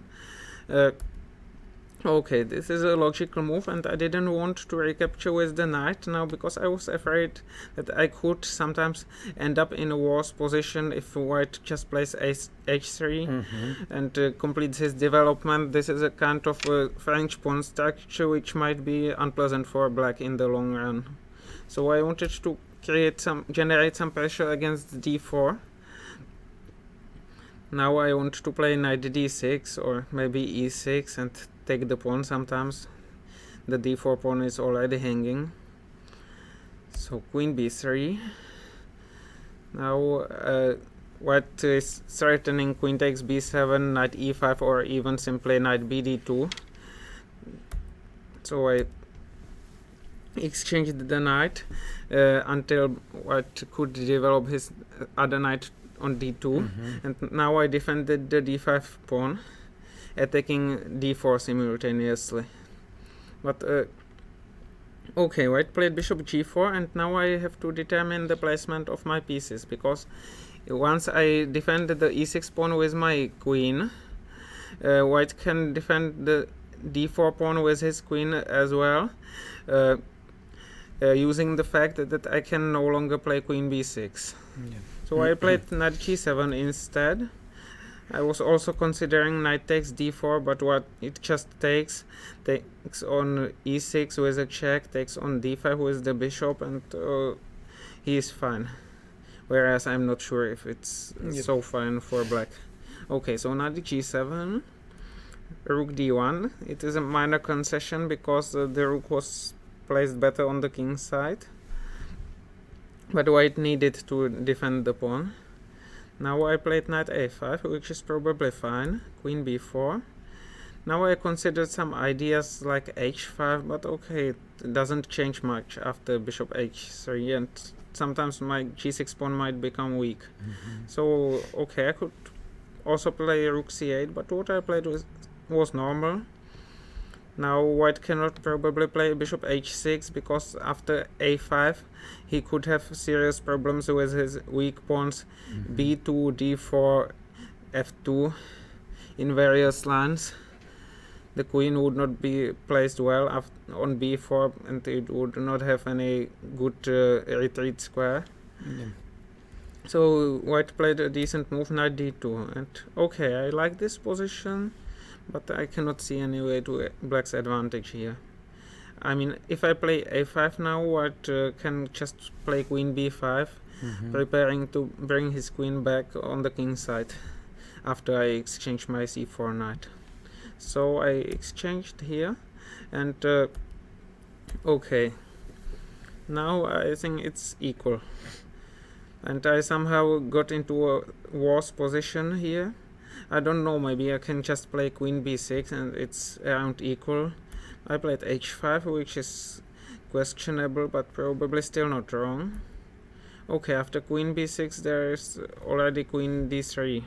I mean, g6 pawn might be hanging, and if white manages to activate his knight, I might have some problems. But probably it was the right time to play queen b6 after all, and after queen d3 I can just play knight f5 or something similar. And okay, black has active pieces, he's not worse, he's not better either. Okay, so knight f5. Okay, rook f1. The problem was that I was left up with a worse minor piece. So theoretically my bishop should be good, but it's not. I would just like to mention that I cannot take on b3 and on e3 then, because white would have retreated with the rook. And, okay. The problem is that my queen, that my bishop cannot move anywhere. Or it can, but it cannot become active. If I play h4 now, white creates a passed pawn, and the structure is favorable for him, probably. Okay, still it was an option, and here white could try knight f3, because I cannot give a check on c2, there would be king d3, a double attack, so I would need to retreat my bishop, and okay, if I played bishop f6, white could have tried king d2 and rook c1, after which the endgame might be very dangerous for me. Well, maybe I still can play king g6 h4, but okay, it looks risky because white can sometimes move his king on f3, his knight on d3, on f4 maybe, or attack my pawns somehow. I have too many blockaded pawns and blocked pawns, and it's not easy to defend them with a dark squared bishop. So it deserved attention. Maybe I would have played bishop h6, but okay, it's still a bit unpleasant for me. Okay, king d3, king e7, knight f3, bishop f6. Now it's a bit a different story. White could still try king d2 and rook c1, but I would have played something like king d6 or king d7. Rook a8 to provoke a3 just in case, and then I would keep my rook on the ace rank. Okay, white cannot penetrate through the queen side, because after rook c3 or rook b3 I can always defend the pawn with my king from c7, for example. And otherwise he should keep his knight on f3 to prevent me from playing h4. But then it's hard to improve his position, so probably it's already more or less equal, but the white's position is more pleasant to play here. So I was happy to see a3 because now I also have some idea of e5. If white plays king d2 here, I can probably equalize with e5, even though it's completely unnecessary. But okay, white played rook f1 and offered to draw, so it's not the most interesting game, but okay, it was not easy. There were some ideas, and it was a nice game. Tell me, who do you think there is major favorite in this tournament? Okay, the major favorite is Siberia, but other teams started better, so it might depend on the result on the first table and on the results of the forthcoming rounds. Okay, I'm anxious to predict anything because I could easily get wrong. Having 2742 on FIDE list, you're one of the highest rated players in the world. What are your plans for the future? Okay, unfortunately my rating is already seriously lower because I played very poorly since the second half of the Olympiad. But okay, I want to play good chess, to play a bit better than I do, and I have no great plans. I mean, I like chess, I mostly enjoy playing, and okay, I know I will not become the world champion, but still I like chess quite a lot, and I think I can still play for a long time, and okay, I want to play interesting games, win something. Have you ever played against Carlsen? Yes, I played 6 games against him, but okay, 4 of them were played before he turned 18, and the score is 3-3, which is nice, but okay, it should not be overestimated, of course. Yeah, but it's still amazing. And just one last question. Somebody told me that you have so many languages. Okay, I'm trying, but there are better experts. For example, Sergei Movsesian speaks more languages than me, and he speaks better. So, how many languages do you speak? Okay, it's a difficult question because it depends on what does it mean to speak some language. But I can speak English and Russian fluently. Of course, Czech, which is my native language and which I understand really well. But okay. English and Russian fluently, German, Polish, and maybe Spanish or French less fluently than French or Spanish, so it's 6. And I also can speak Ukrainian a bit, but maybe more than a bit, but okay.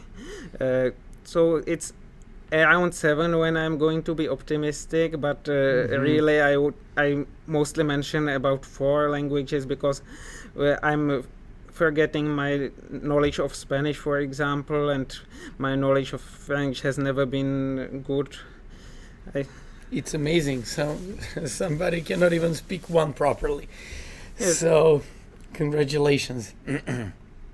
Okay, thank you so much on this interview. Wish you the best of luck in the rest of the tournament. Wish you the best of luck in the rest of your chess career.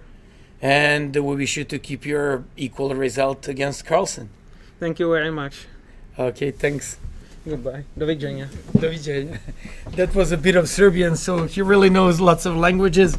That was famous Grandmaster David Navara from Czech Republic, rated 2742. He just analyzed his game from today. He drew the game. He's playing for Novi from Czech Republic, and I hope you enjoyed in this interview and you just had a chance to see one of the top world players being here with us. Okay, let's go now. We'll carry on analyzing the games. We'll analyze the most important ones. So let's go. The game of the day is played between it's the game between Ivantchuk and Kramnik. So things are not moving fast in this game. But let's have a look. So rook d2, it's black's turn. It's black's turn. Kramnik is up a pawn as far as I see. But Ivantchuk has a really big, actually he's got a great chance to go after the b6 pawn, which presents at the moment big weakness. After rook d2, maybe rook b8 to defend the pawn on b8, rook d6, and to move this bishop here, but then bishop c4.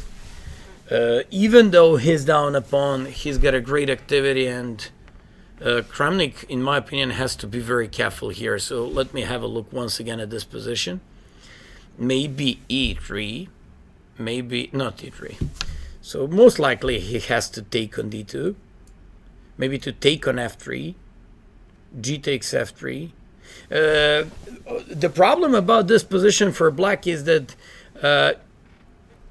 he's down a pawn, speaking from white's point of view, but black has two weaknesses. He's got a weak pawn on b6 that could be defended by rook b8 and bishop a8, and he's got a weak pawn on f7. That one presents like a really big weakness, because white can always go for it, moving the bishop to c4 and putting the rook down to d7 and exerting the pressure in the f7 pawn. This is very interesting, and we cannot often see positions like this where white is down a pawn and he's still in a type in endgame has better chances. So after let's just have a look what happened in the game. After like a5, b5, we stopped here. We analyzed this game. Okay, f3, simply not allowing this knight to control any diagonal altogether with the bishop and b7 afterwards, and maybe with the idea to play e4, using the king to f2 and d3 to centralize his pieces. After f3, bishop b7. Okay, so after f3, bishop b7, e4. This is always the best way in such positions to restrict the black pieces. We know this plan of f3 and e4 in many Queen's Gambit accepted type of games, in some other type of positions, and there is a famous Queen's Gambit accepted variation where the queens are early traded, and then what is just going for this f3 and e4, restricting the pieces, just like Ivantchuk is doing here. On the other hand, he also had to give some concessions to Kramnik. Kramnik's idea a5 was to get a great outpost on c5 and afterwards to maintain his knight there, being supported by the pawn on b6. So let's have a look. Rook c8. At the moment, he's threatening nothing. Okay, king f2, e5, knight f5, and this is the moment. This is the moment where Kramnik went for knight takes e4. If pawn takes, then he will take on f5 and eventually take the rook on take the knight on c3. Since he took by knight, he grabbed the pawn, but after knight e6, now we have this position. Okay, he threatens to take on a2. Now, if a rook a2, actually he played e4, but I guess if rook a2, rook b6, followed by some rook d7 and bishop c4, once he moves this king out of the pin, maybe king should go to e3 or probably just closer to the center. Kramnik played e4, rook to d2, and this is a current position. It's Kramnik's move. We're getting closer to time trouble, so usually in like half an hour or a bit more, we'll have like a lot of excitement. So stay with us and we'll keep analyzing all games. That was the game between Ivantchuk and Navara. We go for the next one. Lupascu against Vachier. They drew their game. Vachier played Lupascu playing for Timișoara, Romanian best club. So they played a Grunfeld d5. We already analyzed this position at the beginning of our commentary. After f5, I mentioned this move. It's a typical move in Grunfeld defense, breaking the pawn structure, opening the a file, and just trying to activate his pieces along the a file. After like knight g5, he was exchanging the light square bishops, bishop e2, queen e2. That knight was intending to jump on e6, getting rid of the probably key piece in black's position. It's the bishop g7, f4, bishop d2, and e5. Okay, now it's a little bit different. It's a little bit different because the position is closed, and now he's okay with giving up the dark square bishop, because here knight definitely does way better than the bishop on d2. After knight e6, rook f7, Vachier gave an opportunity to his opponent to take, but he didn't. He played f3. Okay, and okay, they just traded off their rooks. Now I'm just moving a little bit faster because it looks like afterwards this was just a matter of time. When would they shake their hands and basically make a draw? So Romanian club is doing great against Italian club Padova. Their first board, Lupascu just drew against Vachier. Let's have a look at the second board, because on the second board we have that interesting game between Aronian playing white and Peter playing black. So let's have a look at this position. Yes, another surprising result. Peter made the draw against Aronian, but he really had a great game there. This was the moment when they drew the game, so we were following this game. Parligras, I usually cheer up for this guy. He's my teammate in Serbia, and he played rook a2 here. Aronian played rook c2, rook a3, and they made a draw. This is a great result for Romanians. Two strongest boards for Italian team. They just held very easily, and we'll see what's going to happen until the end of this round. But so far, Romanians are just doing great against best Italian club. Vachier rated 2811, Aronian rated 2795. They couldn't break the Romanian wall. Okay, so let's go to Anish Giri against Vallejo. I'll go back to the opening because it was reversed Benoni. Giri played exactly the same variation that Vachier played yesterday against Serbian Ivantchuk. Vachier won that game fairly easily. Like you see here, he was okay. We stopped at this moment, and I've been commentating the night before and said that he's threatening knight d5.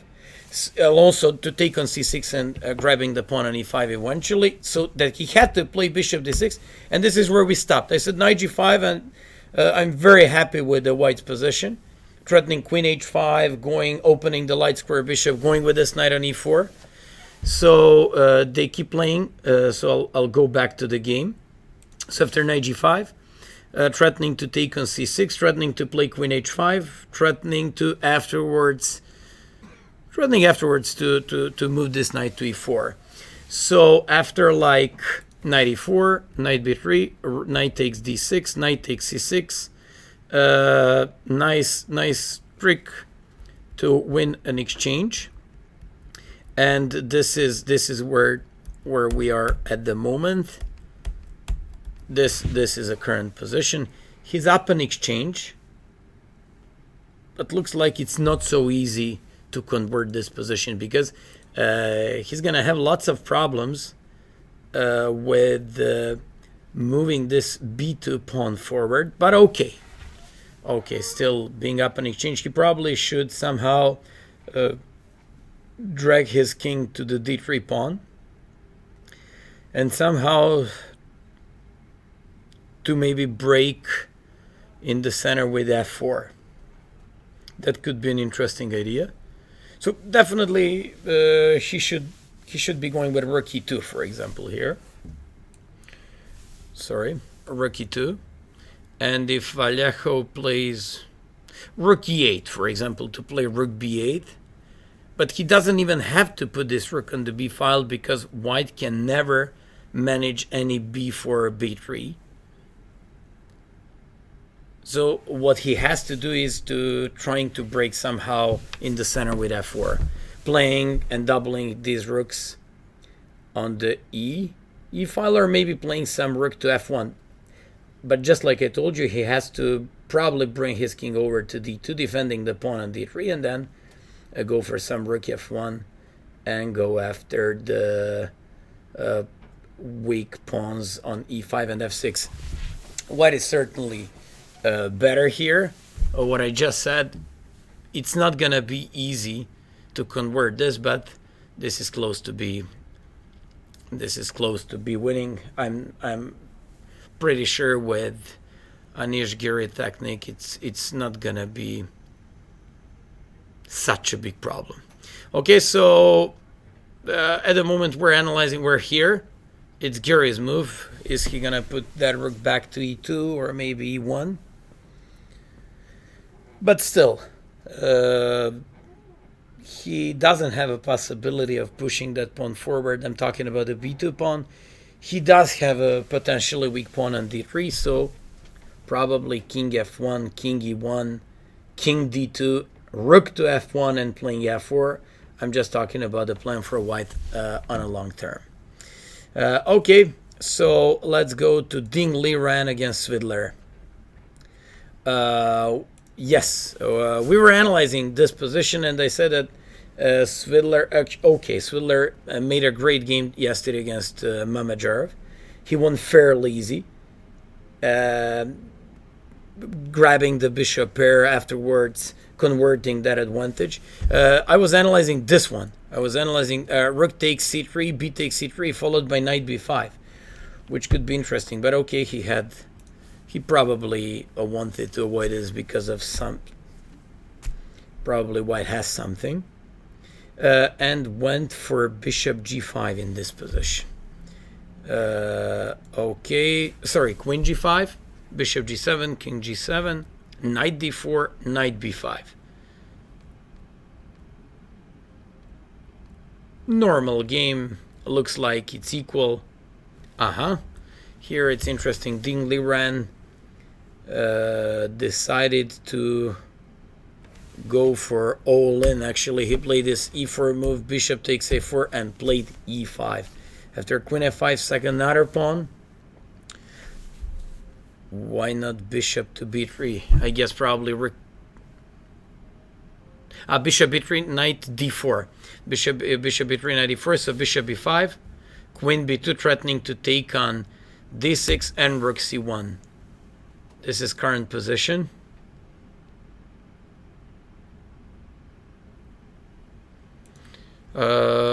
Probably rook takes c1 is almost necessary to be played by white here. And after knight e8, e takes d6. Maybe queen f6. Queen f6, and if queen takes f6, e takes f6. He'll remain being up a pawn and play rook d8, grabbing the pawn on d6 afterwards. So these are weak pawns. So maybe not this one. Can I play g4 in case of g4? Some queen f4. Probably rook e1 here. And king g8. But okay, Liren made some complications. At some point, this position seemed to me very boring and pretty equal, but now he made some complications on the board, and looks like white can push a little here if he wants to go for in. Okay, as far as I see, if the queen goes, for example, to c8, okay, rook c1, that's what we predicted. So after rook c1, we're expecting knight e8. Because knight takes d5, there must be something. There must be something. I guess, if nothing else, knight d4. And if queen e5, bishop takes d5. So they can capture by queen because of some knight f5 and queen h8 or queen g7 checkmate. So this would be a piece up for white. This is why I believe that black has to retreat with the knight and play knight e8. Defending mainly f6 square. So that's what we already analyzed. If e takes d6, queen f6. Interesting. I predict. Okay, this happened in the game. So rook c1, rook c8. Now I predicted rook to e1. I predicted rook to e1 because knight e4 now doesn't work because of queen e5, f4, queen f6. Not enough. So this looks like. This looks like a position where white can push a little bit more for a win. So rook to e1. If the king goes to g8, knight to d4. Queen cannot capture. There queen goes to g5, h4. It even helps me because I'm willing to push my pawn up to h6 and create some mating threats. If queen just goes back to d7, then e6 with a tempi, it would be bad. Looks like Dean Liren created some initiative out of a pretty boring position. Here everything looked pretty equal, but then he went with a4 and e4, and after bishop a4 e5, and after this b3. Very nice calculating skills by Chinese, and this is the moment where we stop and where we predicted the rook to e1 for white. Okay, let's go to the next game. Richard Rapport playing white against Percy Walde from Denmark. Rapport is doing better, but considering the rating difference, I was expecting an easier game from him. But okay, he's gonna take. He's gonna take on c1. He'll threaten queen c5, and if the knight comes to c8, probably knight c7, and he'll win. He'll win the d5 pawn. Also, a5 is hanging. Looks like, yeah. But okay, he played knight c8. Everything to be on time. So now I guess if queen c5, he would have b6 with a tempi. Yeah.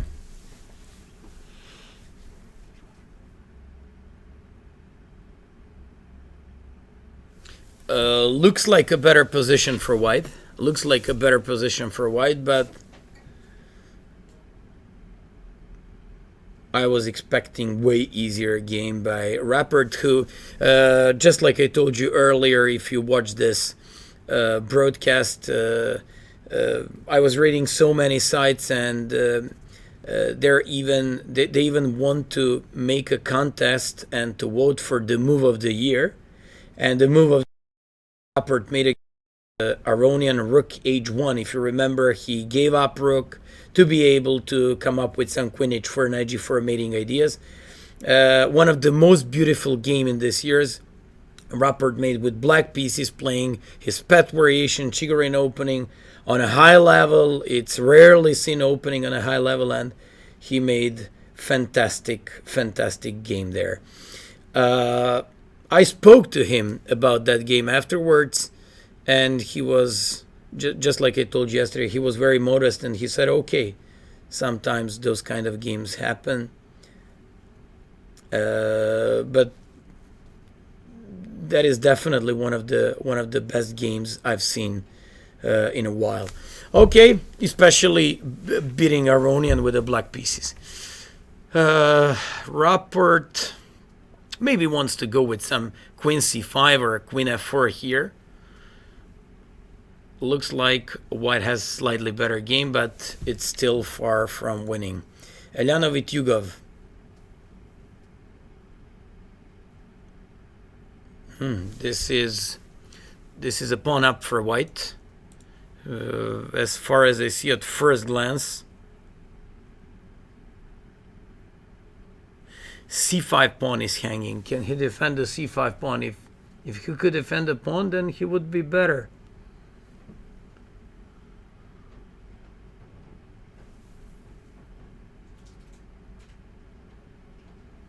Not sure, because if he plays h3, for example, getting rid of this annoying bishop f3, rook takes c5, we have a better game for black. Maybe not, but okay, he's like more active, and the king on g1 could be possibly weak piece. Okay, this is unclear, but wait a second. Can he play something like c6? So if rook takes c6 to play knight e5, that could be maybe interesting. So c6, maybe he can. But wait a sec. If c6, bishop f3, and the rook c6. So it looks like Elyanov is having some slight problems in this position. Maybe, on the other hand, moving the rook from the pin and playing rook c1 simply makes no sense, because after this and queen c5, black is more active here. If knight ever moves somewhere, then black will be able to push the d4 pawn and get some very serious damages to white's pawn structure, and that would be dangerous. If knight e4 maybe, but then some queen c3, because this one doesn't work because of queen e1, and it's almost winning for black. So bishop to g4, this is position. We're waiting, by the way. Elyanov is running out of time. He only left 8 more minutes on clock, while Vityugov has 20 more minutes. Don't forget, draws are not allowed in this tournament until 30th move. That's the first rule, and the second, actually second is more like information. They play 40 moves for 19 minutes and 30 minutes until the rest of the game, with 30 seconds of increment after every single move. But it's very important to note that draws are not allowed on before 30th move. So that's why we don't have an early draws, what would usually happen in such competitions. Okay, so we're gonna move. This is pretty good game for Wojtaszek Erdos. They played some Benoni defense. I liked a lot position for black out of right after the opening, but to me this looks like a great position for Wojtaszek right now, unless I'm missing something.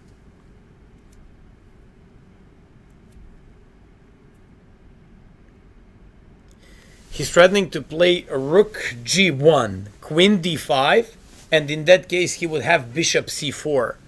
Queen takes c4, rook g7, king h8, queen f8, checkmate. So at the moment, just out of curiosity, for example, if he plays something, let's just say b6, rook g1, queen d5, it looks like you can't take on g7, but then you have bishop c4, typical idea of deflection. And when he takes rook g7 with this queen f8 checkmate. So this is Wojtaszek's threat in this position. This is his threat, and I don't see a defense for black. I don't see a defense for him. How is he going to stop rook g1 here? But this was very interesting game, because after rook e8, I liked black's position very much. Knight c4, knight b6. We even spoke about this position. Knight b6, queen takes b6, queen d2. He sacrificed an exchange, which is very normal. Took on b2. Knight f8, okay, rook to d1. Queen takes c3 and transposed into this position. Very interesting. Very interesting that out of all these complications, Wojtaszek turned out to be better, almost winning there. So queen f6, king h1, queen d8 is pretty paralyzing move. Rook d on g1 is threatened. So it looks like Wojtaszek is almost winning here. Okay, let's go to the next game. Inarkiev, Eduard Roman. Inarkiev is not playing good in this tournament. He's current European individual champion. He played a great in European Championship. Today against Eduard, he played a Ruy Lopez gambit with the knight c3. Lately, this knight c3 is not anymore that popular, everybody goes for d3. We even had a game playing the first round between Fischer and Zelbel. Shirov. Shirov played d3 and won the game. But Inerkia won for knight c3 and knight f6. This is exactly why this variation is not considered to be that special, because of this queen e6. It's Rajabov's idea. Idea is to stop temporarily castle because of d6, and also to play with the bishop pair the rest of the game. I remember when I was preparing somebody to play this variation with black pieces, and he got a very, very decent position against 2650 GM.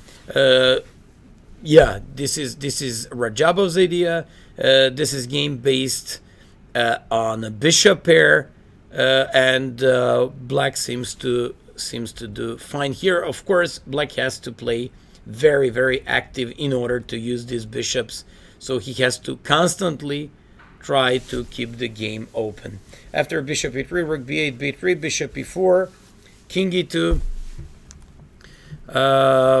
By the way, you can keep giving me your suggestions on sites on YouTube and to propose anything you like. So after like g takes f3, bishop e7, Inerkia is up a pawn. I don't think initially this should be the idea of black in this variation, because this variation is based on somehow using the bishop pair, and in my opinion, black easily gave up on these bishops. So I'm not impressed with the opening outcome for black. b3, bishop e4, king e2. Yeah, I think it's a clearly pawn up for Inerkia, so at least he played this endgame good. Okay, sorry for this. h5, h6, c5. Aha, c5. It's a nice idea. He wants to play rook c1 followed by rook c4 and rook e4. It's a known idea from the game Kasparov-Barev in a similar endgame in some Scotch opening. d6, rook c1, grabbing by pawn, and now playing f4, restricting the black pieces. b4, and now he's just threatening to. What is ideal thing for white? To exchange a pair of one rooks and to use a typical rook c3, rook a3 idea. I believe this should be technically easy position for white. Rook c3, in case, for example, he plays bishop f6 to stop the rook c3. White should go for some rook b1 with the idea rook b3 and a rook a3 afterwards. So that's the way to go. That's the way to go. It's very interesting. Checking the time, Inerkia left 20 minutes, while Edouard left 5 minutes in a difficult position. Okay, he's got a weak pawn on h5. That's what I forgot. I completely forgot about this pawn. Completely forgot about this pawn. I didn't even see that the h5 pawn was hanging. Sorry, so not using the engines, and that's why sometimes I may be proposing some bad moves or missing something. Rook to c3 followed by rook to a3. Okay, rook to h1, I guess. Rook to a3, but it's still very difficult position. It's still very difficult position because, okay, this is a run between these two pawns, but I guess king is a piece that can catch this pawn always. This should be maybe I'm going to exaggerate, but this should be technically winning position for white, because I don't see how is he going to stop the rook c3, rook a3 idea. Maybe to play some a5, but maybe some a5 here. And if this to play a6, I don't see what is he going to do. This is why I believe that it's very difficult. First of all, he left like 4 minutes on the clock. It's very difficult to defend your position. Being left like and being so low on your time. Aha, we have some moves here. So he played f4, rook d5, b4, he played a5, bishop takes bishop c5, and he played bishop, king to f3. He didn't play a6. Probably he had in mind that if black takes, he would fix the pawn structure. But as far as I see, this would... Okay, rook h5, rook h5, rook h5. This would be a pawn up with these connected pawns. Probably he evaluated that this position could be way better for him. But I don't understand why not a6. Probably he's got something. Okay, we'll get back to this game. Now there are so many time troubles. Tomaszewski, Volokitin. Volokitin is doing pretty good here. He's active. He's definitely slightly okay. I was about to say slightly better, but maybe... Yeah, rook d1. It was white's turn. I thought it was black's turn. So rook to d1. Yeah, rook d1, or just rook d8 here. Rook d8. White has to exchange pair of the rooks to make his position looking easier, and maybe to play bishop f3, but then rook d2.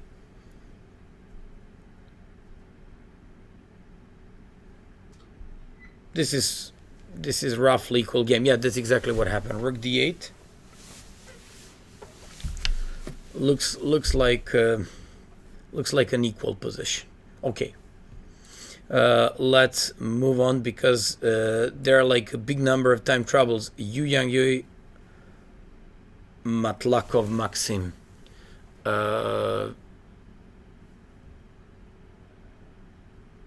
Another position that is...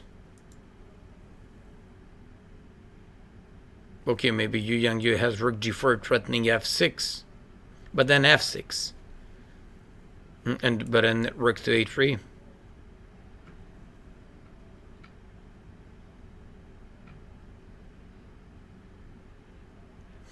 It's unclear position, but there are so many excitements in this game. Let's go back to Ivantchuk Kramnik. We already analyzed this endgame. And I stated that you do not have so many endgames in practice where you're down a pawn and you're still considered to be better, because of two things: potentially weak pawn on b6 and potentially weak pawn on f7. He could defend the pawn on b6 with rook b8. We already analyzed this. We already analyzed this, but White's activity is what makes this position being actually considering White's position better here. So rook goes to d6, bishop c4. White really looks good here. Okay, this is Ivantchuk Kramnik. Kramnik playing for the leader of the defending champions, playing the first board for Siberia. We just had an interview with David Navara, one of the top world players. In his opinion, they're the major favorites. But okay, they'll still have to face two top teams. Bishop a8. I didn't analyze this move. I only analyzed a rook b8. But the idea is pretty much the same. So if rook d6, probably rook b8. Probably rook b8. Although I have no doubts that Kramnik would find some really good and active ideas. He's considered to be one of the best endgame players in the history of chess. And he's doing great in all these endgames. You remember two rounds ago, he beat Inner Kiev with a Berlin in a winless middle game, and afterwards that was such a nice game. Yesterday he was trying to outplay Mamedov in a drawish position, but eventually they drew their game. Maybe king f8 here. Maybe king f8 here, but then rook d7. Then rook d7.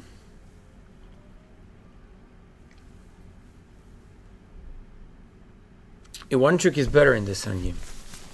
Ivantchuk seems to be better in this endgame unless I missed something.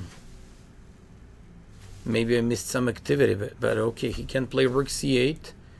Just to show you this line, he can play rook c2 now. We're trying to activate himself because rook b8 check. So Ivantchuk is better in this endgame. And we wait to see if he's going to play rook d6. I like rook d6 not because I'm only attacking the pawn b6, but when you play rook b8, I'm pretty much squeezing you out, and you can't even play g6 because I can take on g6, for example. So it's difficult. Cannot play like this because of rook d7. Can't play king h7 because bishop takes f7. Difficult position for Kramnik in this endgame. But okay, he knows way better how to play these type of positions than me, so we'll wait for his reaction. Rajabov Hyman. Hyman, so far the best first board in this tournament, but Rajabov seems to be doing really well in this game. He's having the okay, he's up a pawn. Actually, yes, he's up a pawn. So he can consider taking on g5, for example, here. Bishop g5, 8 takes g5, and rook takes a6. Remaining, okay, afterwards black can capture on b6, so he would end up being up a pawn. Or just playing bishop f4, bishop f6, and playing a game like this, once again taking on a6. Rajabov seems to be much better. Times of both players are they left around 10 minutes both, but okay, Rajabov is way better there. Dominguez Andreikin, unclear position as far as I see. It's normal. It's completely unclear, but okay, if I had to choose side, probably black, because his pieces are a little bit more active. So Andreikin is doing good with black. There are not many. Okay, Dominguez he's also down, like he left 3 minutes on clock while Andreikin has 13. Andreikin is one of the best blitz players in the world. So it's another disadvantage for Dominguez. Probably some queen e5 or knight e5. Black seems to be better here. Slightly, but okay. It's one of those very pleasant type of positions. By the way, this game ended up. Wojtaszek made a great game. Great game against Erdos. This was a really high quality game in terms of theory. Queen d5 stops the bishop c4, and after queen e7 threatening checkmate on g7, knight e6. Bishop h5 threatens bishop f7. That's exactly what happened, and he resigned because he couldn't defend both queen and checkmate on g7. Great game by Wojtaszek. And really, at this point, looked like he's suffering in this position, but it wasn't right, because after knight b6, queen d2, at some point we saw some rook takes c3 and queen b2, and it really looked like a great position for black, but he was underdeveloped, and that's why he had to suffer here. So after queen e8, probably he didn't see this one with the idea of rook d3 and rook g3. Probably he didn't see this one, and now when rook takes g2, queen on e8 controls the e file. He can't come up with any checks on e3 and d4, trying to take advantage of the king being on g1, and also king h1. Now he doubled these pieces. This is a great game. Wojtaszek won in a very nice game there. Once again, I'll mention Aronian drew Parligras, which is surprising. Kramnik is playing difficult game there. Liren against Svidler. We checked this one. It happened exactly what we predicted. Rook e1. King g8 was my move. And in the game was d takes e5, knight e5, knight f6, queen d4, rook c8, and knight c4. Liren is down a pawn, but he's now threatening to get a pawn back with some rook takes e7.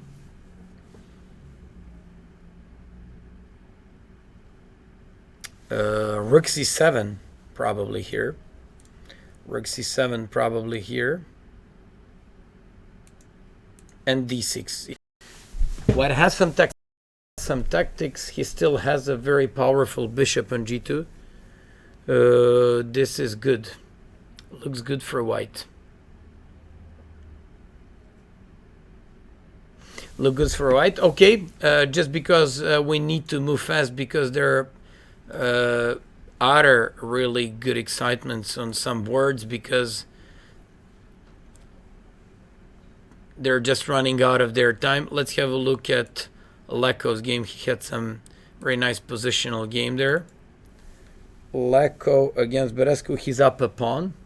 But okay, this guy has a great control along this diagonal. Will Leko be able to convert this into a full point? He played exactly what Hare Krishna did yesterday. He was trying to push f5 after f6, captured there, played his f5 move, won the pawn fairly easy. And, sorry, he didn't win the pawn, but he had a preferable and dominating knight against the bishop. And now, if black allows knight d4, he would be positionally completely lost. That's exactly how he has a great understanding of positional chess, and that's why black played d4.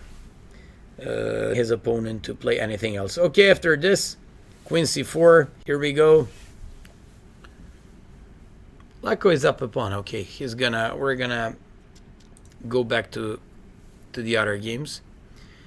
Buxianji drew Yakovenko, Malachov drew Rezentalis. So now let's see Smirin Grishchuk. Grishchuk took on c3, if you remember. He played Sicilian.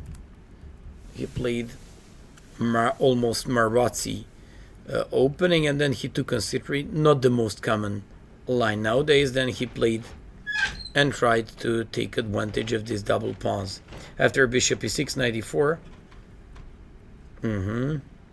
He was playing for a better pawn structure. Okay, c takes.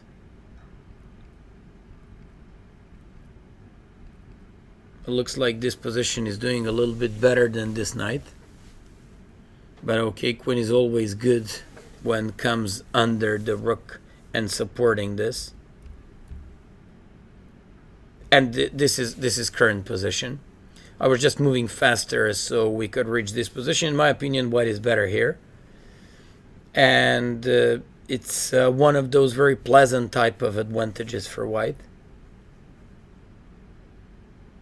So Grishchuk will have to defend himself very precisely. Okay, we'll go to other games. Korobov, Georgiev, they played some Grunfeld defense. We analyzed this game.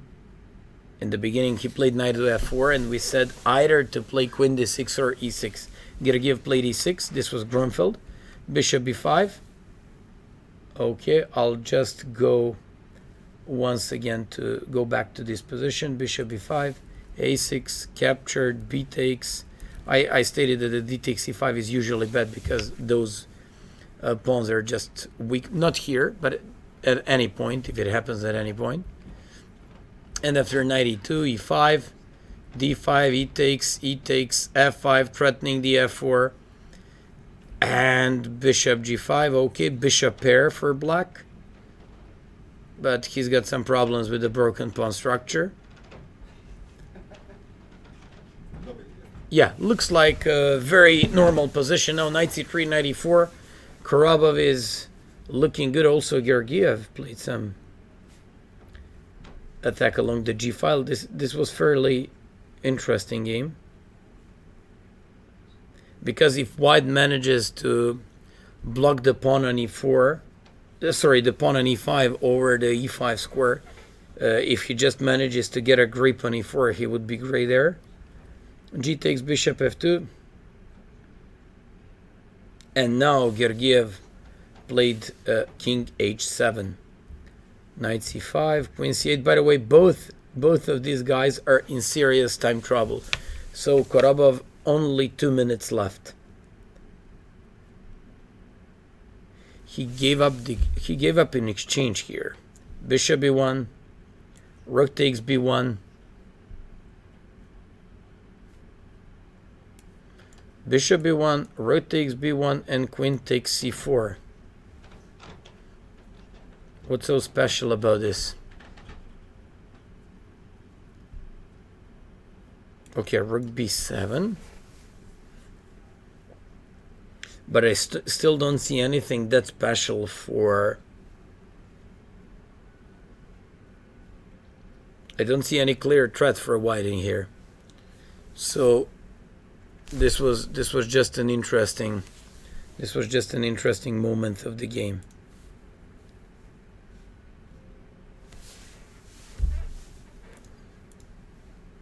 Yeah, this could be...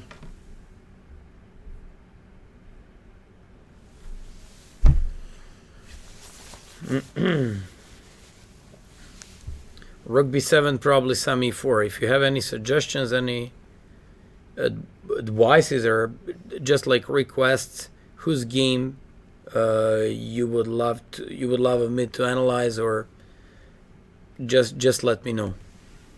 Okay. Okay, so rook b7. It's Georgiev's turn. Georgiev left 10 more minutes, while Korobov left minute and a half.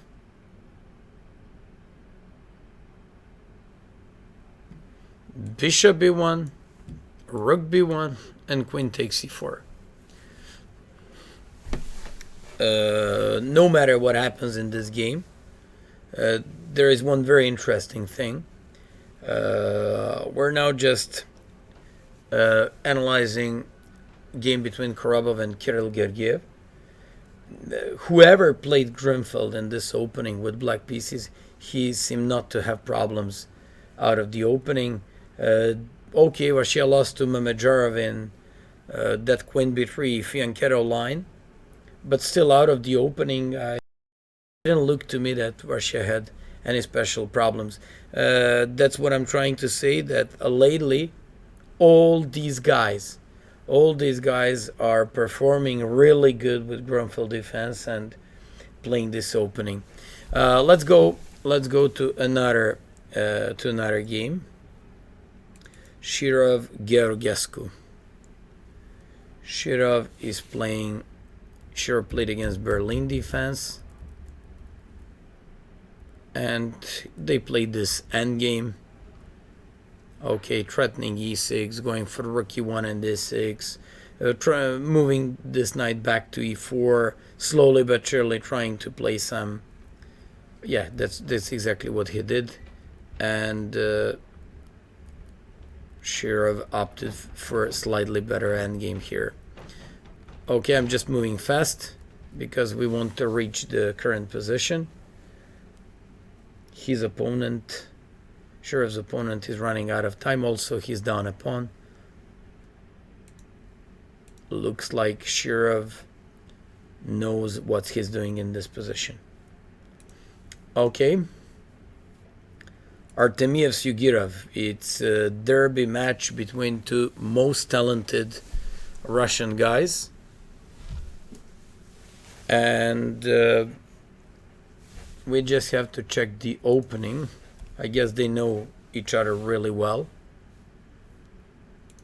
Artemiev playing white, Sugirov playing black, and looks like position is equal.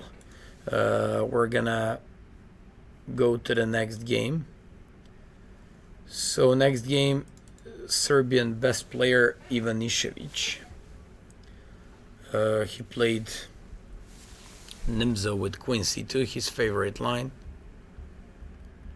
Queen F5, Queen B3, Knight C6, and this was actually what happened there. Okay, Ivantchuk was most of the time playing slightly better game. He's at a moment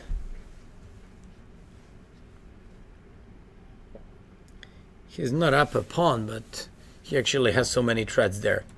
Okay, since there are some, okay, we're gonna get back to some time troubles in like a couple of minutes. See you later.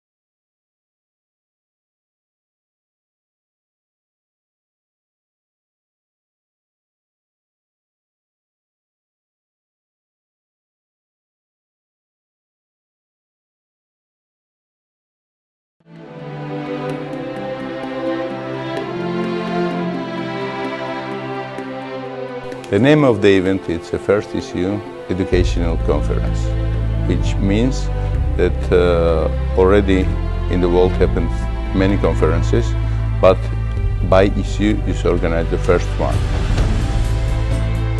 People that is working with chess in school all over Europe, they are gathering here to share experiences and also to try to solve different problems that everyone is facing in the different countries.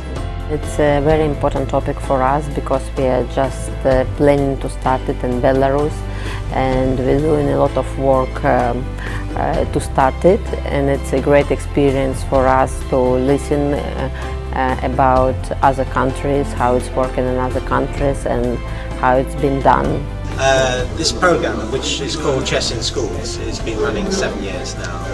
This is very important conference because it's my life, chess in schools, and it was very pleasure for me to see so very important persons and study experience from other countries.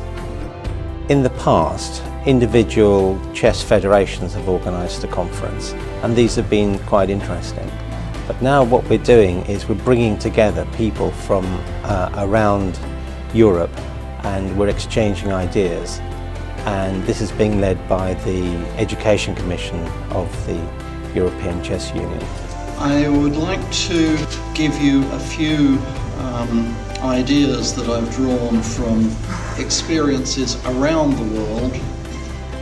ჭადრაკის სკოლაში არის ის თემა, რომელიც ვფიქრობ ძალიან მნიშვნელოვანი არის არა მარტო ჭადრაკის განვითარების კუთხით, არამედ ჩვენი მომავალი თაობის ინტელექტუალური განვითარების კუთხით.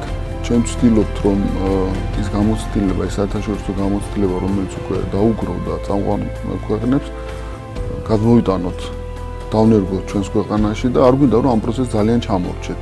ძალიან საინტერესო კონფერენციაა ჩემთვის პირადად, იმიტომ რომ ჩემთვის ახალი თემა ბავშვებთან მუშაობა, საერთოდ ბავშვების ჭადრაკი და ალბათ პრიორიტეტი გახდება ჩემთვის. What I believe personally that 70% of the kids, when they're starting maths, they hate it.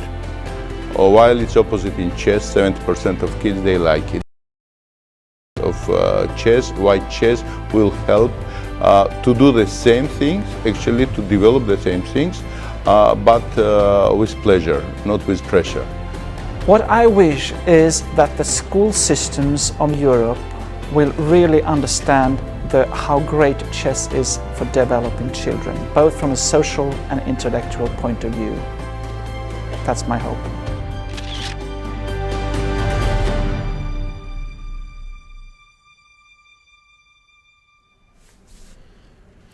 Okay, we're back, and we'll keep analyzing positions because there are like big time troubles and big changes every single second on boards.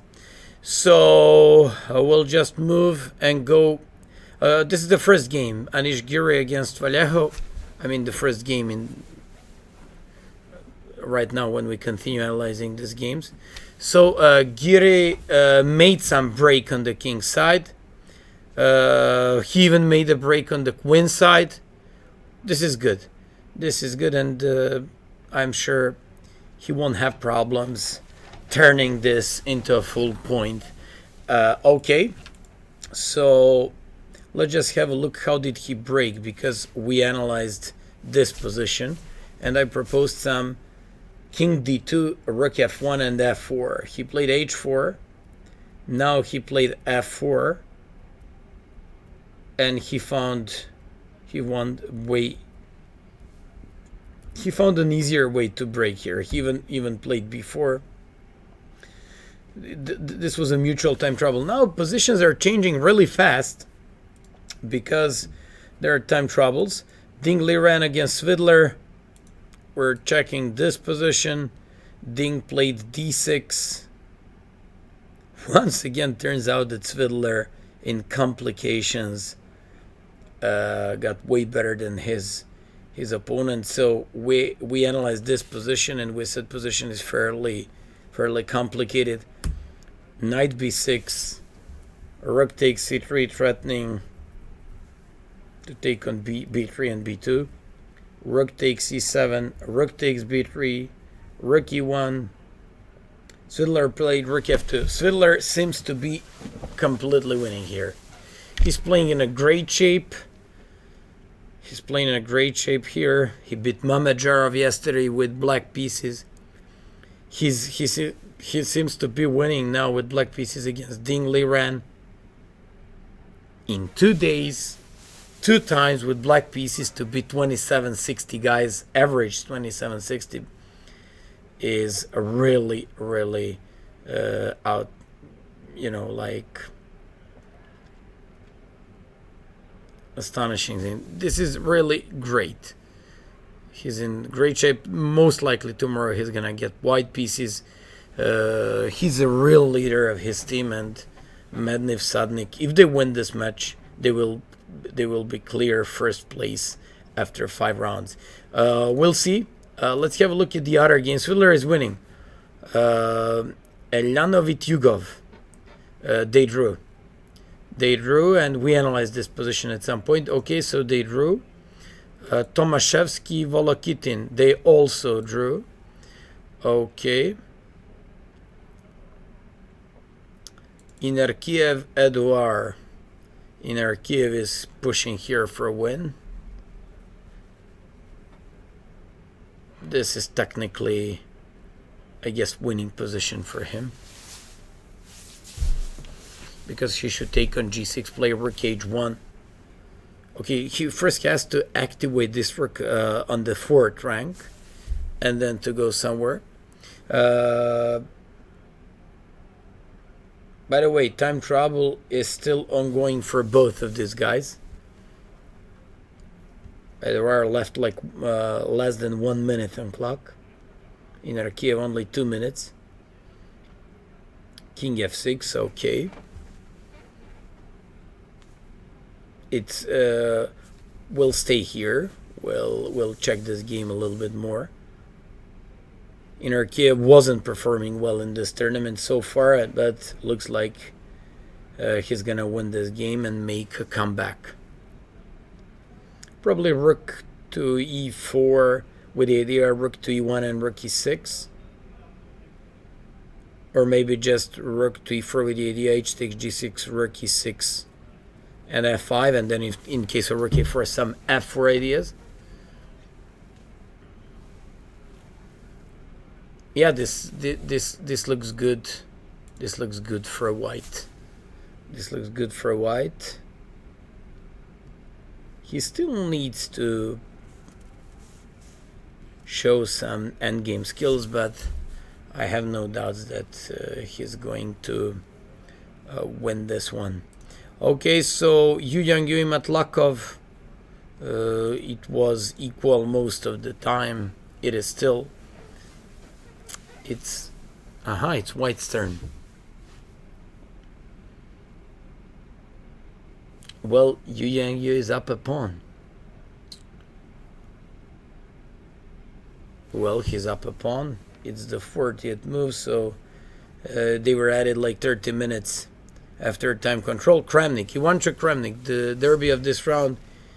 Ivantchuk managed to activate his pieces to make a counter against the bishop. Let's have a look. So rook d2 he takes. We stopped here. Rook d6, of course. This is exactly what we analyzed. Rook c8, check. Bishop e6. Aha, this was the way he found activity for his pieces. Okay. Looks like Ivantchuk found a really, really good way to reactivate his pieces and to get a. No, sorry, Kramnik. Fantastic defense by Kramnik. This is why I told you we should always analyze his games very, very carefully, especially when it comes to queenless middle games or end games. He really knows his stuff. At this point, practically speaking, lots of players will have a lot of problems dealing with this position with the black pieces. We kept mentioning that g6 is not possible because of rook takes g6. That g5 is not possible because of rook h6. King f8 because of rook d7, but he went a bit deeper than that. After rook d7, went for rook c8, activating his rook, taking the control of the c file, and after rook f7, he found he's extremely resourceful in the endgames. After bishop e6, played rook c3, found a way to oppose these threats on the back rank, and yeah, even turned out to have a good bishop on a8 now, having an attack against the pawn on f3. So after h4, g5, captured there, went against the pawn on... Okay, he just keeps control, and he just keeps the pressure against the f3 pawn, and now they just keep moving their pieces along this rank, and he's attacking the bishop. So this is gonna be a draw. This is gonna be a draw. So great defense by Kramnik in slightly worse endgame. Rajaba won. We were analyzing this game. This is the first loss by Hyman in this tournament. We stopped analyzing this position at a moment when he played bishop g5. We analyzed either bishop g5 or rook a6 or immediately f4. He played f4 and played rook to a5. At this moment we proposed some rook a6, but he played rook to a5. Probably actually this way he keeps control of e5, so if black at any point tries to take on b6, he would just kick with e5. This is a good move. This is a hard one. So after like knight c5, played e5, and that turned out to be a decisive thing there. Wow, really great bunch of some really great moves, and Hyman eventually resigned. This was very bunch of hard moves. For example, lots of people would go here for rook takes a6, bishop a6 or something. He plays rook a5, indirectly stopping the knight b6, going for e5. So I believe that this was his initial idea. If black captures on b6, he would just play e5. Yeah, and after knight c5, he's also even have like a better pressure against the knight c5 after e5. This is good because now bishop e7 doesn't seem to work. After e takes d6, c5, knight is hanging. Another additional strong thing behind the rook on a5. Bishop h4, this he brought the... Okay, he kept the pawn here, and after d5, knight e2, bishop was hanging, a knight. Nice game by Rajabov. This is the first loss by Hyman. So far, Hyman had the best result. Leko won in the meantime. He used some tactics there. We stopped analyzing this game at this point after d4 and said that black made some counter chances. We said that queen g3 should be played, threatening queen g6 or just knight f5. And after bishop e4, stopping this, he played rook f6, threatening both pawns on h6 and a6. And after king h7, took on a7. Okay, he's now threatening to play rook e7. He was 2 pawns up. And for Leko, this is just a matter of technique. Rook e6, bishop f5. He captured, and okay, this was in mutual time trouble. But okay, Lupascu was anyways completely lost here. Leko is doing a comeback. Dominguez Andreikin. We also had a look a couple times at this position, and we said that we should prefer black pieces at some point just because of more space. But look at this. After e takes, what happened there? Ooh, this is nice tactics. So this is what happened. Rook h2, g3, knight e5, queen is hanging, knight b4. He now repeated couple times moves just to add some time on his clock. Played queen a5 and came up with this. This is current position. 25 minutes left on Dominguez clock, 13 on Andreikin's. Idea could be if e takes d5 to play rook takes d2. Now bishop on f1 is hanging. After rook d2, rook f1, king b2, queen d5. He's up a pawn, and this is going to be a long-lasting endgame, but due to his activity and the material advantage, he's just better. But those were like bunch of great tactical shots by Andreikin. So knight d5 he did here. Okay, it's nothing that surprising. Here he just repeated these moves. This is good for all viewers and spectators to know that in mutual time trouble you should keep repeating moves like this just to add time on your clock. So he did it twice, even though he knew that he would eventually play the queen a5 threatening checkmate. And finally he did this knight d5 move. This was in mutual time trouble. During the broadcast I said that Andreikin is one of the best world blitz players, and certainly he shouldn't have any problems fighting these moves in time trouble. Okay, so knight e5, it's nice. If e takes d5, if he takes d5, anything else, queen d3, knight c3, if he takes d5, he would just take on d2, and he's just going to play like winning endgame. If queen d2, rook f1 check, king b2, bishop d5, once again, pawn up, with or without queens. Probably Dominguez is thinking about that now. But okay, we'll move on. Looks like Andreikin is winning there. Naidic playing white.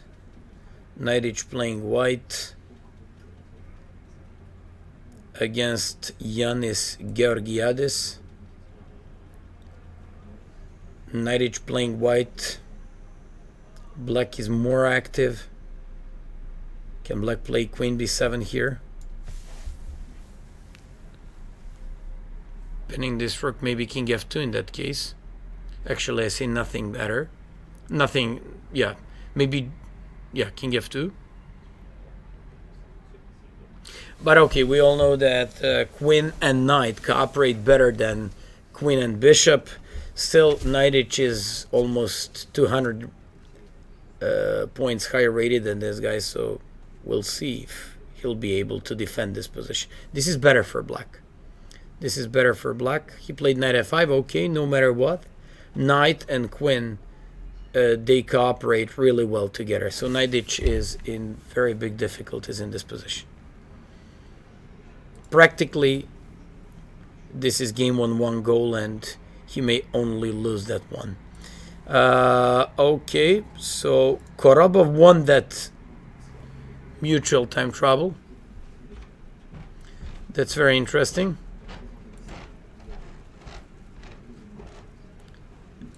And it would be very interesting to see what happened there. Okay, we have another special guest. Feel free to join us. Hello. It's Peter Leko. I was mentioning your name. Hello. Hello. Welcome. Let me just take a chair, please. We're going to have a look at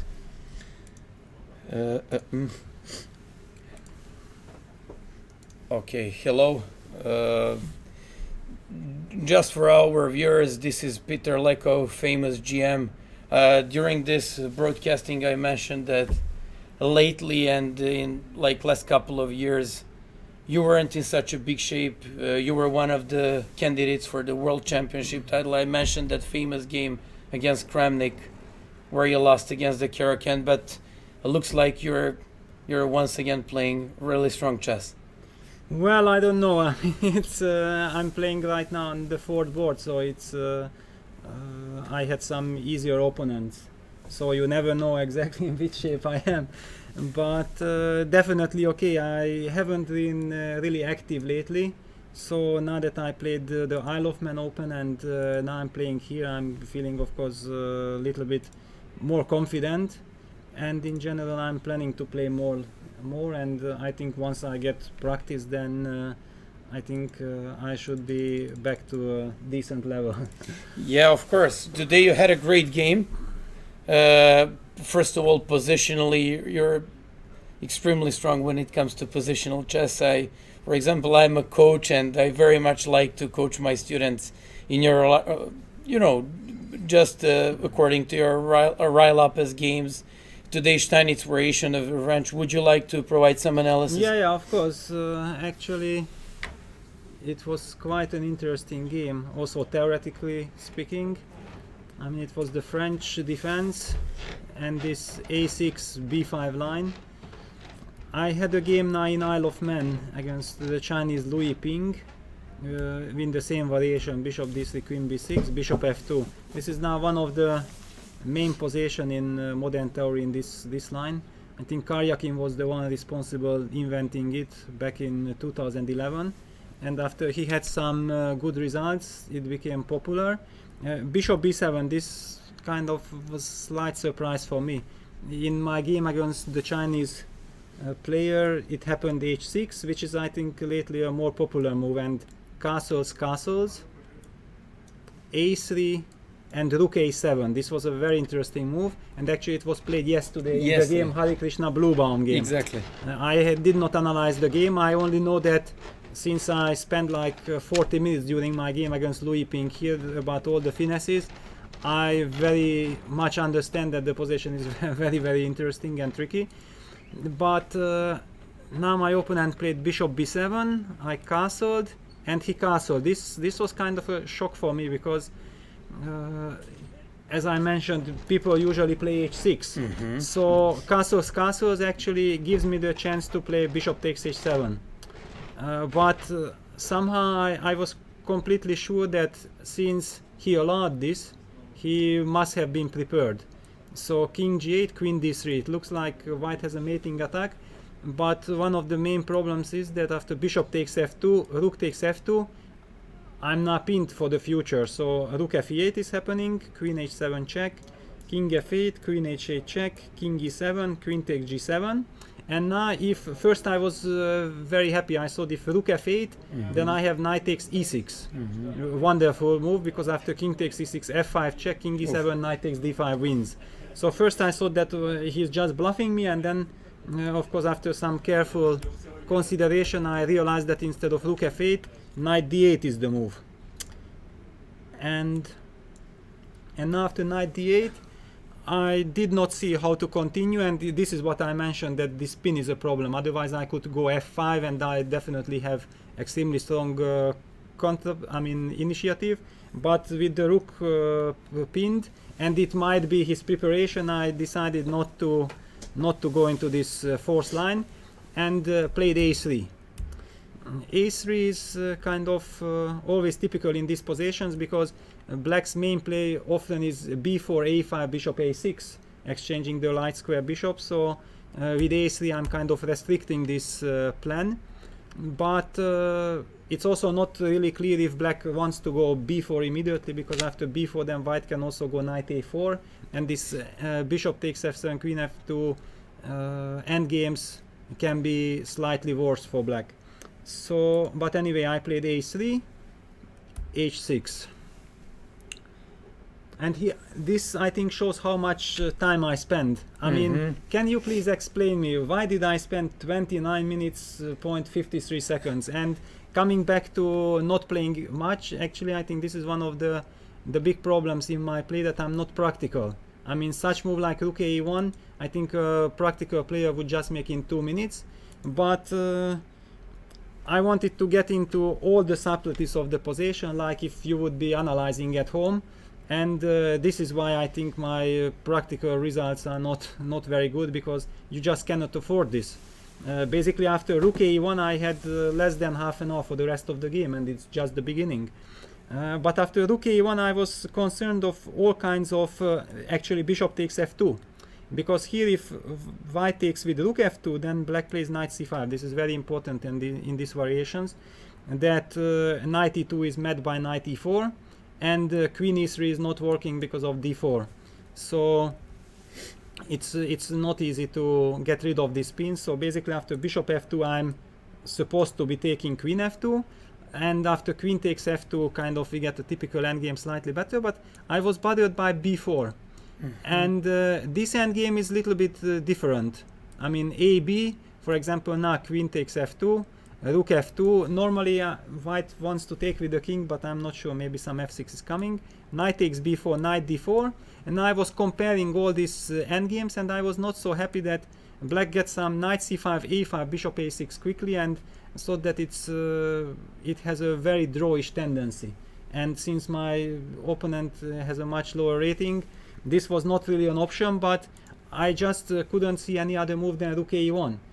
So finally I anyway played it, and this is just not a practical way to play.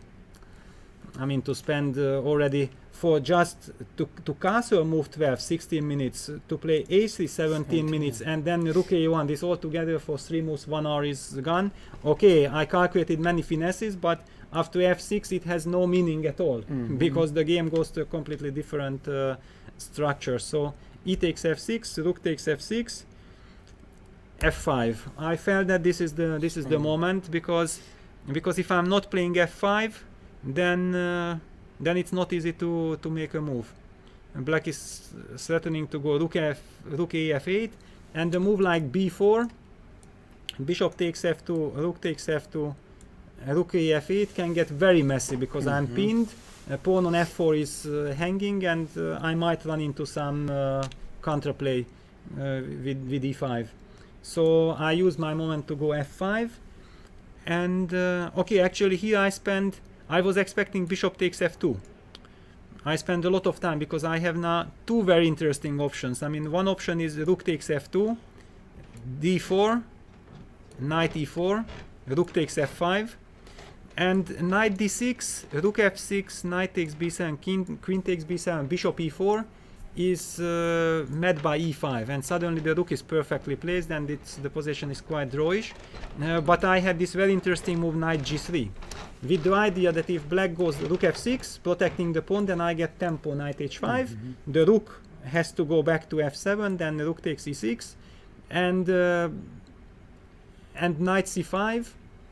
This is kind of always the problem, this knight c5 move, but here with rook g6 I have probably very strong initiative, because queen takes h6 is threatening. But the problem is that after knight g3, black plays rook f7, not to give the knight h5 tempo, and this case after rook takes e6, knight c5, rook g6 is much less effective without the knight being on h5. Here the move that got my attention, and that's why I spent 16 minutes again on f5, because here I have this incredible move, bishop g6. And after knight takes e6, bishop f7, king takes f7, knight takes d4 is probably winning for me. However, the problem is that after bishop g6, he can go back rook f8. And now I took away the g6 square for my rook, and if I'm not mating immediately, and there is no sign of that, then this construction can be quite good. And black has a lot of dynamics. Also some knight a5, knight c4 is coming.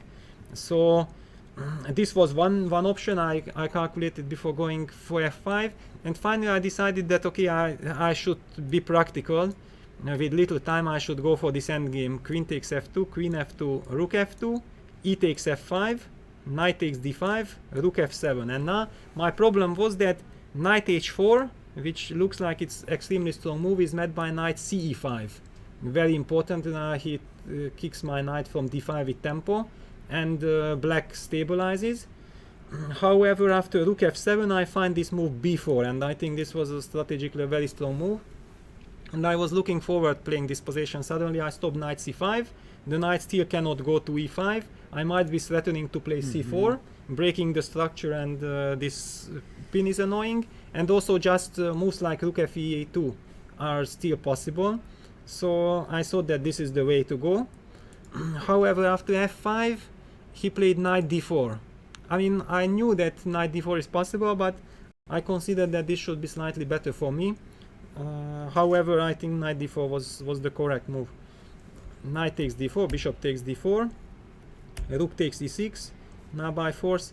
Okay, I had the feeling that I should have advantage, but I was down to 5 minutes, and I decided to go for simplification, because okay, rook f2 was tempting, but rook e6, fe6 queen e6. It's a very huge question. Should white exchange the bishop for the knight or not? This is a huge question, because otherwise knight f6, queen e5, knight e4 is the idea from black, and also d4, but which construction is the better? Then I decided that I will take with the queen.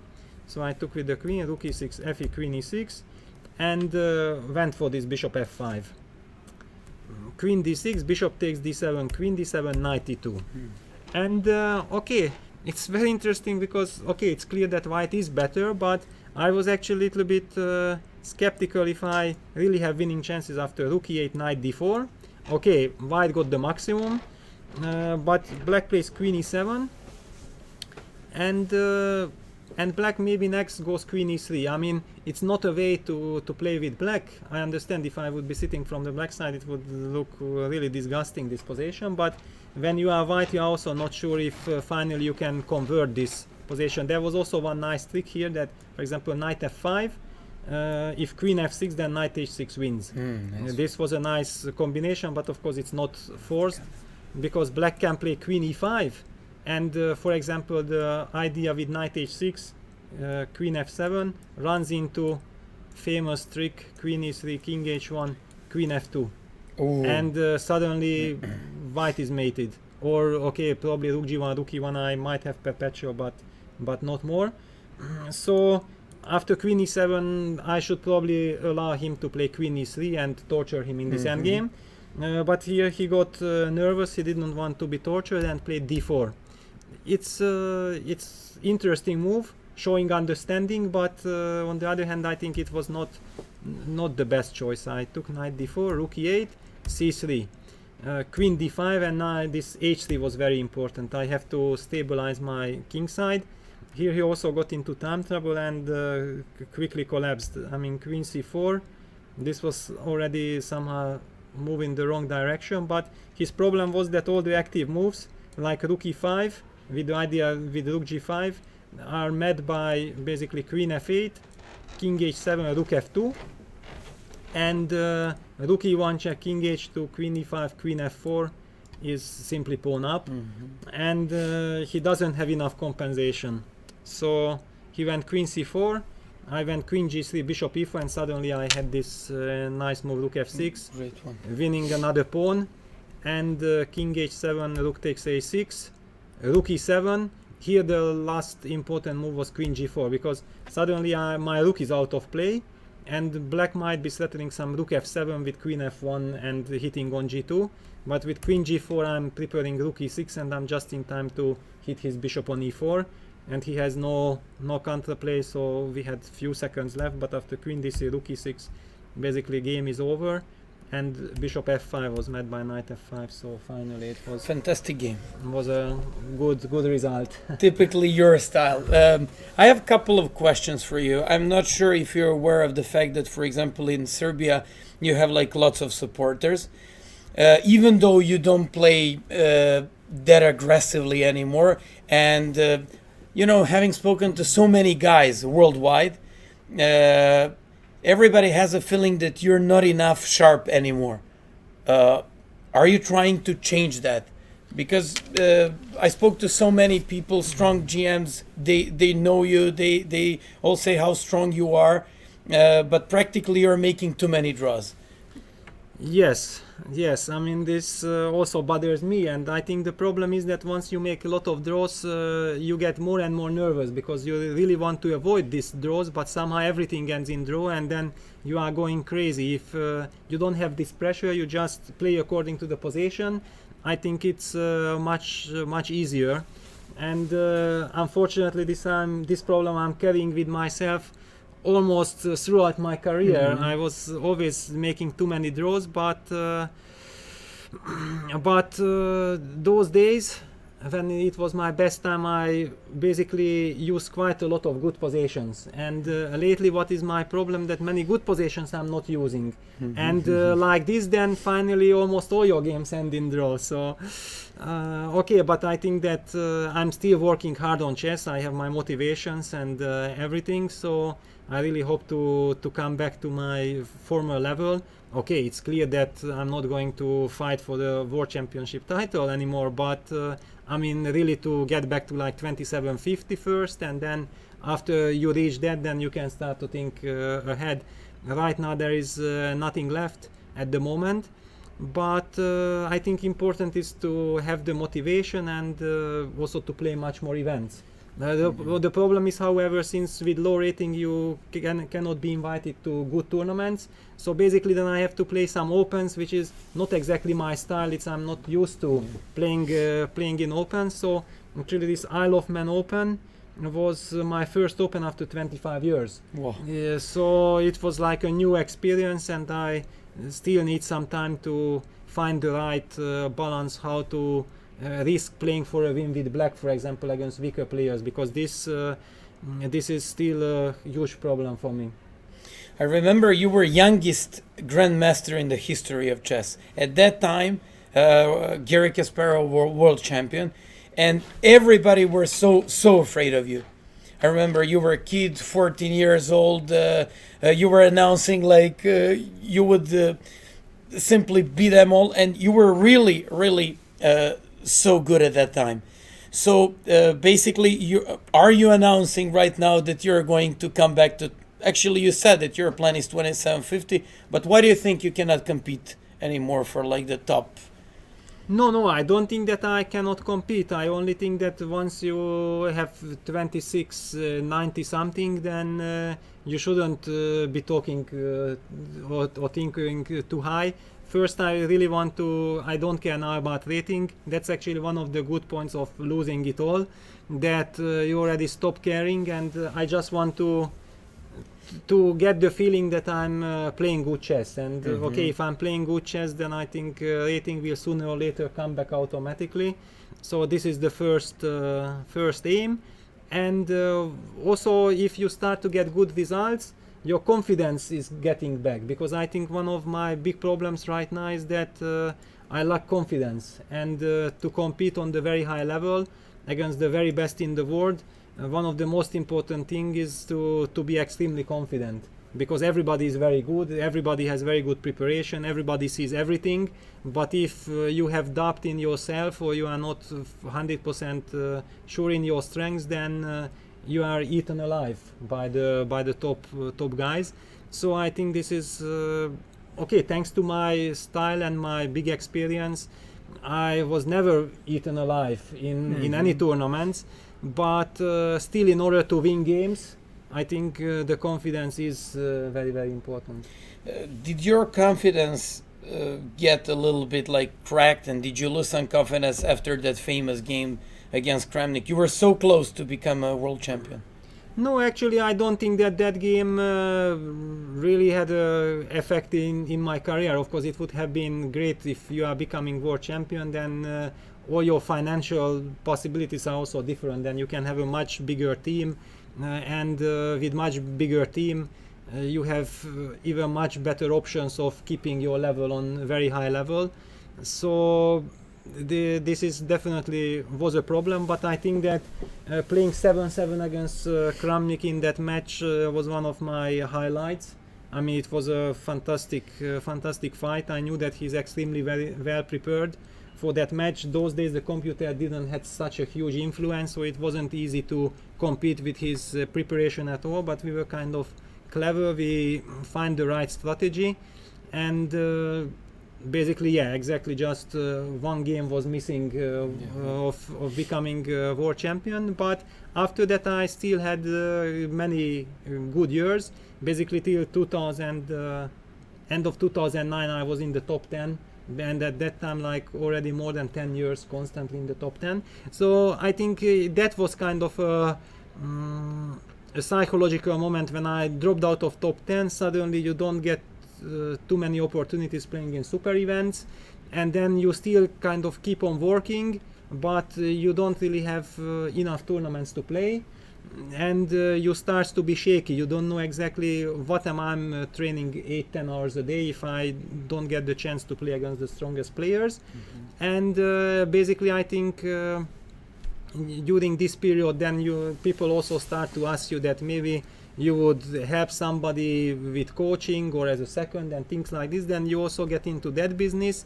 Then you use a lot of energy by taking care of people's repertoire instead of your own play, and this is all connected basically. So right now I really want to focus on my play and work very hard on my chess, and hope to come back to my former Absolutely.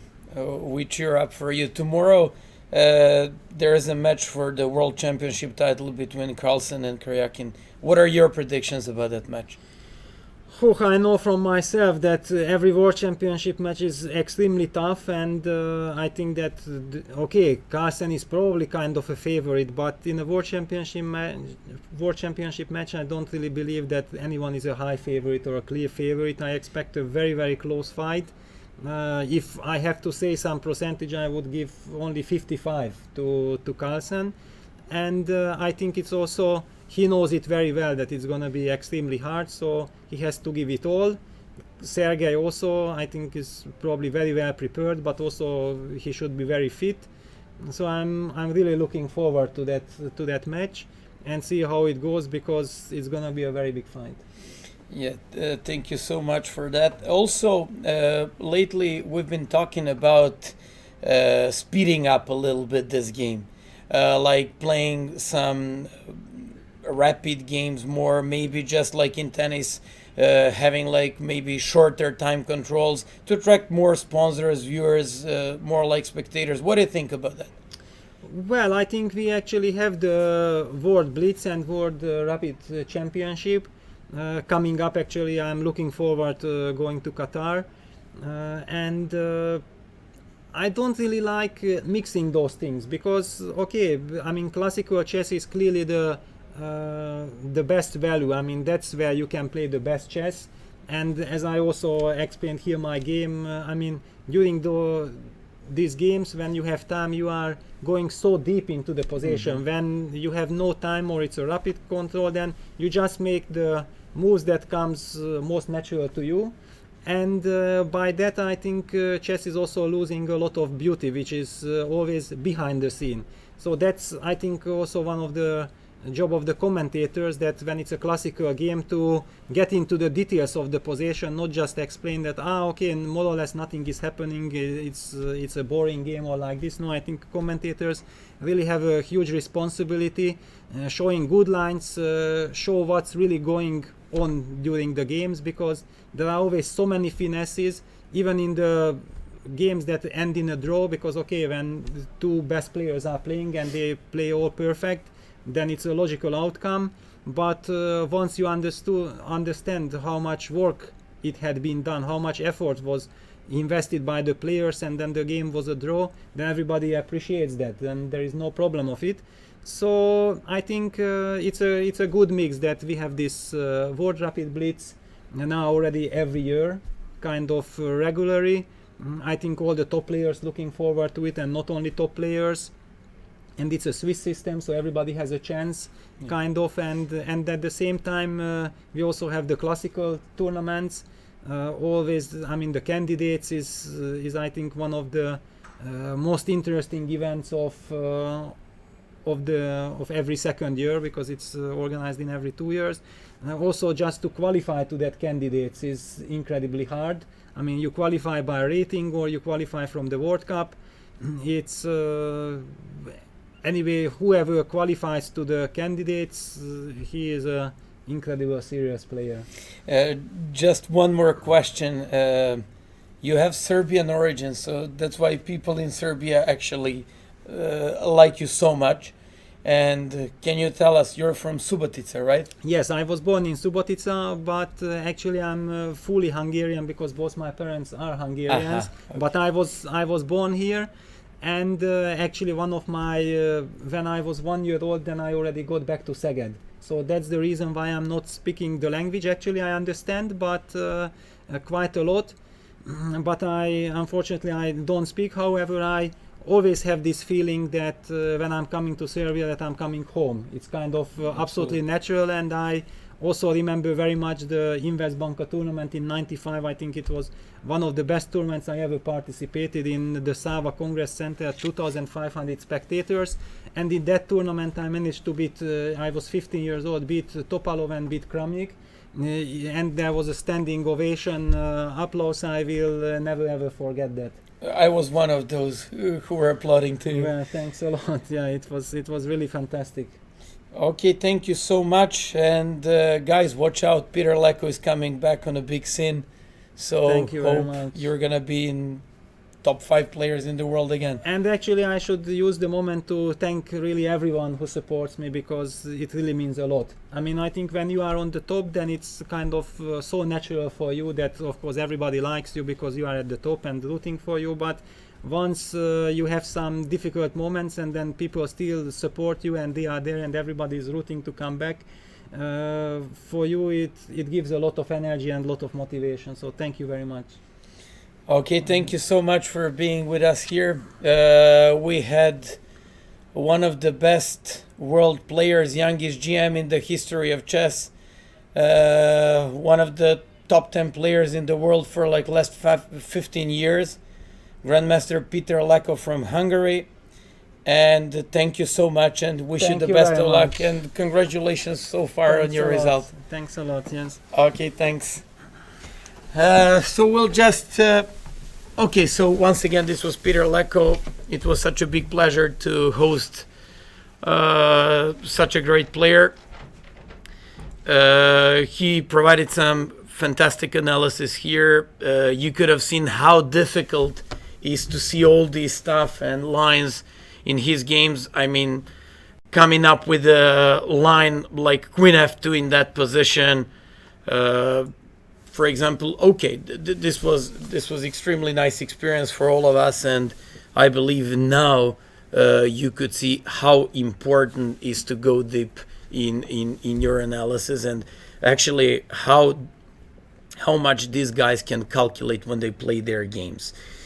We also spoke about, actually I asked Peter everything, and so many times I heard people complaining about why does he make so many draws. So he gave you finally an answer, and actually he already won in this tournament like 3 games, and he's gonna come back on a big sin. Let's go. These were some great analysis from the game Leko against Vachier-Lagrave today.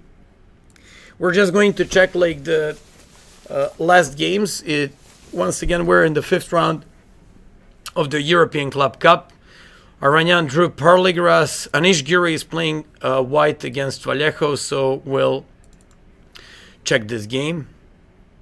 Anish Giri seems to be completely winning here, and this is just a matter of time when is black or Vallejo is going to resign this game.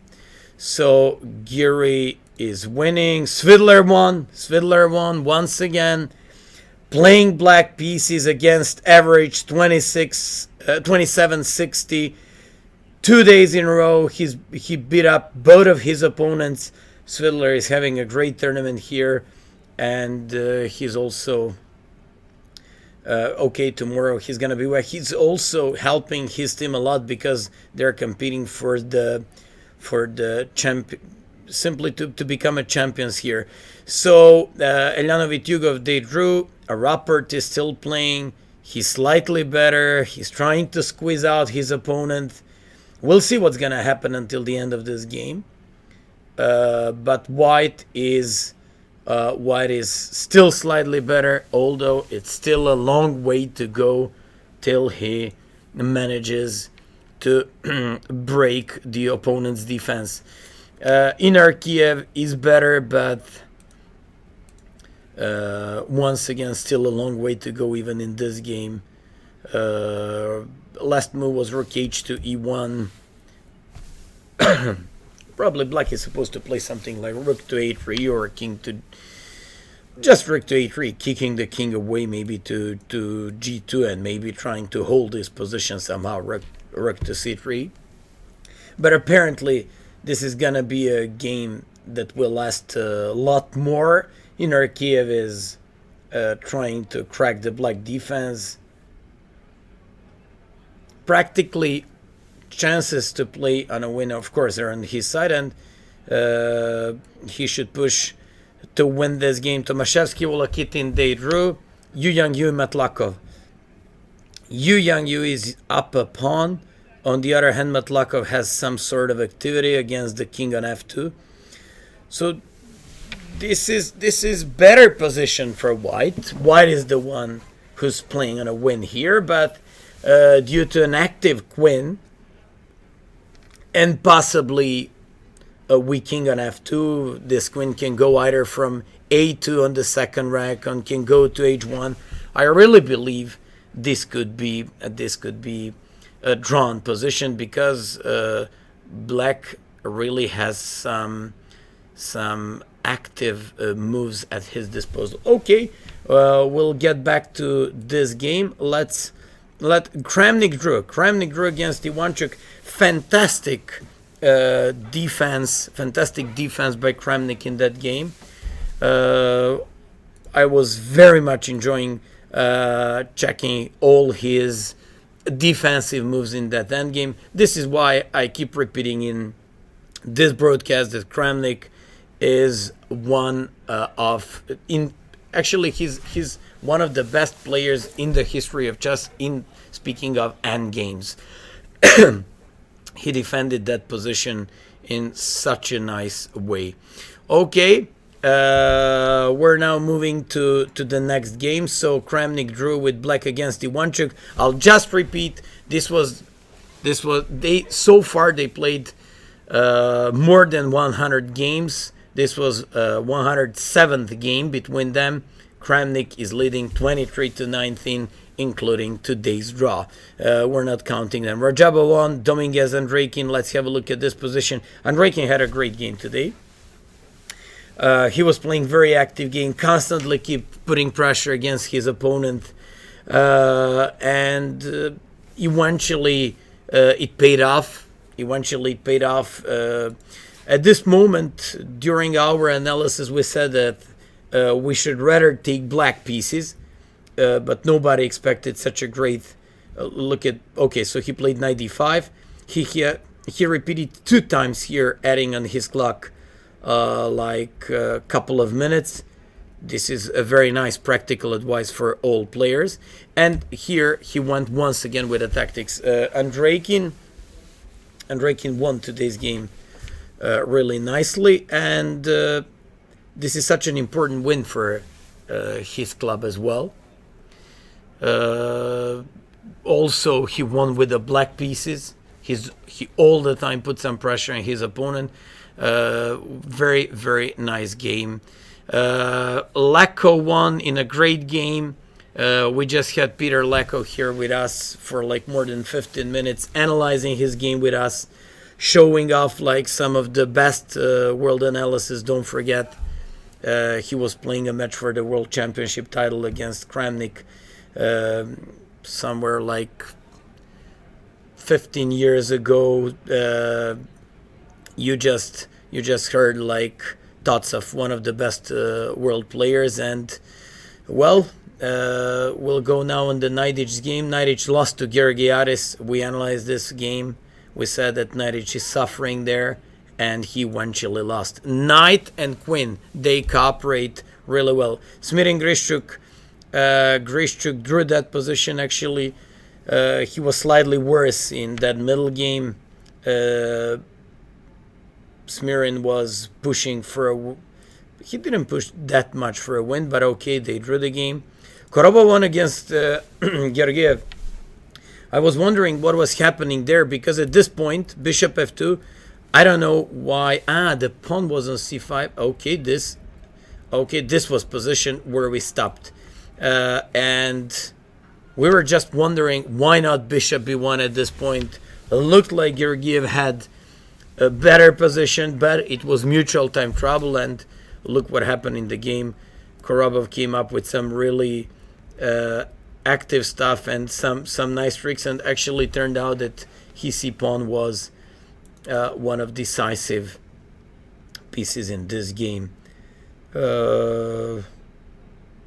interesting enough, Georgiev resigned here, but most of the time Georgiev had a very, very good position. Shira won with white pieces. Shira won. So Shira played an end game. They actually played Berlin defense, where they just played a queenless middle game out of the opening, and Shira just he really proved that apart from playing great tactically, he really knows how to beat up these guys easily in end games as well. Okay, this was the game between Fedosev and Krivoruchko. It's still in progress, so Fedosev white, Krivoruchko black. Looks like nobody can stop the f-pawn. I don't know, this position requires some very precise calculation. I believe King d7 f4 looks almost forced. King c7 f3 looks almost forced, and now c4. So now we'll see what's gonna happen here. c3 pawn. Okay, this is completely lost. So Fedosev is most likely going to lose this one, unless he's got something else. But I don't see what could he do in this position. So bishop e1, f4, king d7, f3, king b, king c7. Yeah, this is lost. This is lost. So Fedosev is lost against Krivoruchko. Artemiev Yugirov, a derby between two young, talented Russian guys. So let's have a look at best Serbian player, Ivanišević, playing white against Stojčevski. Ivanišević is having lots of problems to convert his rating advantage. Actually, he's 300 points higher rated than the black player. And this position seems to be dead drawn. I'm sure that he's going to push here and try to win and play this endgame for like next couple of, for sure, like next half an hour. He's not going to make a draw just like that, but objectively speaking, this position is a round draw. Let's have a look at the game between okay, Moisenko beat Li Chao, Borki Predovic lost to Naibor, Kamsky lost to Oparin. Kamsky was actually he was the best player after 4 rounds because he won all 4 games playing on the second board for his team, but today he lost, and he lost to Grigory Oparin. We didn't check this game, so it was game where white was mainly hoping for some pawn majority, and the queen said okay. Even the attack on the king's side. Kamsky is great when it comes to positional stuff and when it comes to defense, but okay, he had to defend here. Okay, after bishop g6, looks like Oparin won this game really, really strongly. Okay, so one of the best players so far in the whole competition, Gata Kamsky, who out of first 4 games had 4 wins, lost his first game today playing on the second board against Oparin. We only have few more games going. Anish Giri is playing Vallejo. Anish is completely winning. He's completely winning, and this is just a matter of time when is Vallejo going to throw the towel into the ring. Rapport is playing white. Rapport is trying hard to win this game. He's playing against low-rated opponent. He has to push a little bit if he wants to win. I believe he just did. He sacked a pawn for some activity and probably for some tricks. So we'll see. And we have Inner Kiev against Edouard Roman. Inner Kiev is trying to win this endgame as well. He's up in exchange, so he threatens now rook d5. If he manages to trade off one rook, he is going to be, in my opinion, easily winning. So at the moment he threatens to play rook d5. Maybe black is supposed to play rook f5. But wait a sec, if rook f5, then rook d6, I guess. Rook d6, rook d6, rook d6. Yeah, so this one doesn't work.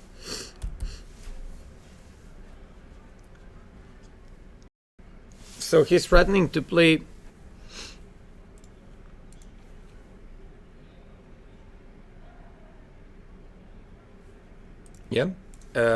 we have an updated version of this game. This is gonna be a long-lasting game. It's still not decided, but both game Vallejo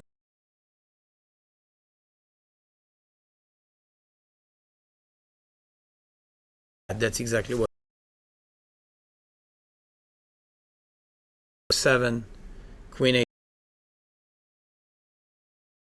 same time, so it looks like Vallejo is going to resign right now.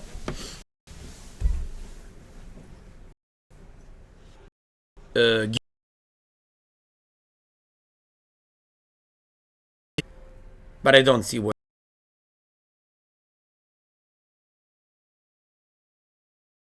he sacrificed the pawn. He wants to push this game for a win at all costs. He's Aronian so bad in that game, made one of the most beautiful games in this year.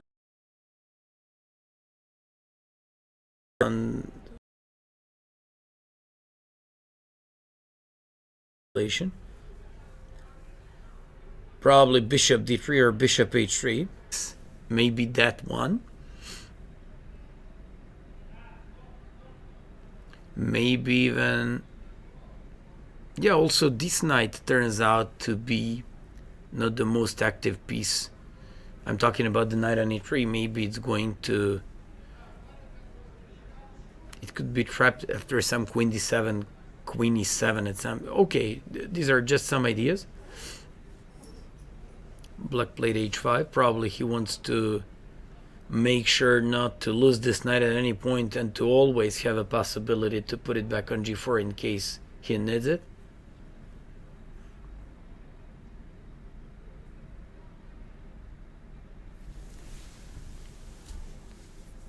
Okay. And we only have 2 more games left. Only 2 more games left. So Rappert is playing, Inner Kiev is playing Edouard Roman. And we'll see. So Inner Kiev, Edouard, this is current position. Yeah. Only 2 more games left. So we're going to stop this broadcast very soon. Although we'll finish for this games. Just let's have a look. Yu Yang, Yu Matlakov, pawn up. He managed to trade off the queens, which is fairly good thing for white, because black's queen was very active and it was going after the white's king. Now they're no more perpetual, but can white make a break here? That's a real question.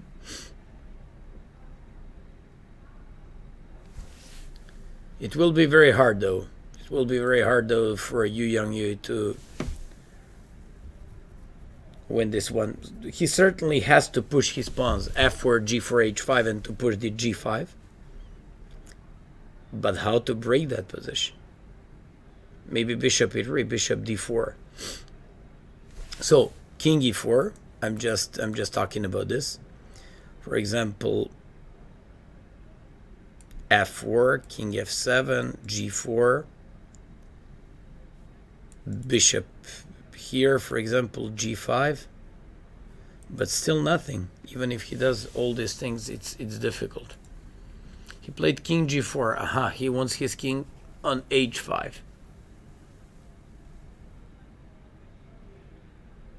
So let's go. Bishop a1, for example. King h5. Bishop b2. Keeping this bishop there, so in case white's bishop goes somewhere, to have bishop c3 or bishop a3. f4. g4. g5. And how is he going to break here? Maybe now to move his king back. Yes, maybe now to move the king back. This is position, bishop e5. So maybe this is the plan. Maybe this is the plan. Maybe this is the plan. And now when he... Oh, okay. They're playing fast because they're both left like 8 minutes on the clock.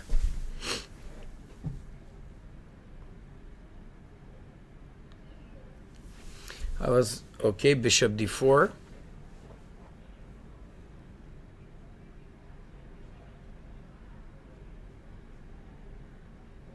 Everything depends on white's move right now, because I had an idea of putting placing my king on h5, pushing f4, g5, then coming back with my king to e4 and playing some bishop d4 somehow, but it will be very difficult to win this still. Looks like this position could be defendable. Yeah. Okay. In the meantime, it says that Krivoruchko lost. Probably it's a mistake because this position is completely winning for black. We just analyzed it. So if bishop e1, f4, if king d7, f3, if this one, c4, and if king b7, c3. So this is completely lost. And I guess it's the wrong result there. Yeah, I guess it's the wrong result there. Unless he maybe lost some time, but I don't think happened. Jagnidze Yushenina. Just a moment to go for that game. Jagnidze playing white pieces. Yushenina playing black. It's pretty drawish. Aha, she's up a pawn. Okay, she's up a pawn. She's got more active king. She's gonna push with some g5 and f4. Practically, she's got a lot of chances to push this for a win.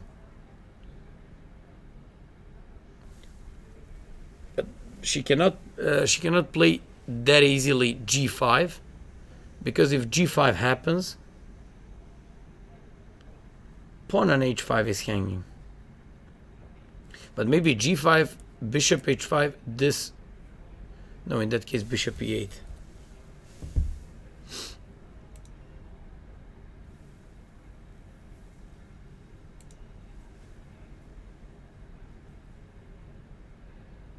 Okay, certainly she has like lots of, like a big number of ways to push this position for a win. Let's analyze this one. King f2 and bishop d5, for example, because I want to have rook a2 sometimes. I want to put my rook on h1. I want to maybe, in some positions, if white moves the bishop, go towards the white pawn and play king e4. But it's hardly possible here,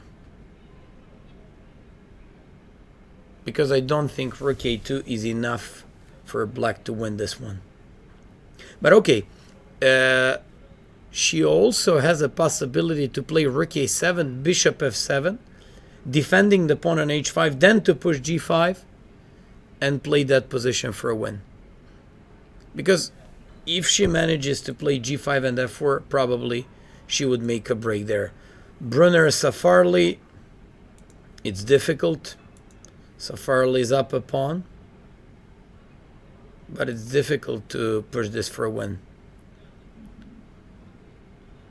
because the king is also okay as long as he can't push the f6 pawn, then he can, because in that case he would just weaken position of his king. This is most likely close to be draw, even though he's down a pawn. But in these endgames, the last couple of days, we had like lots of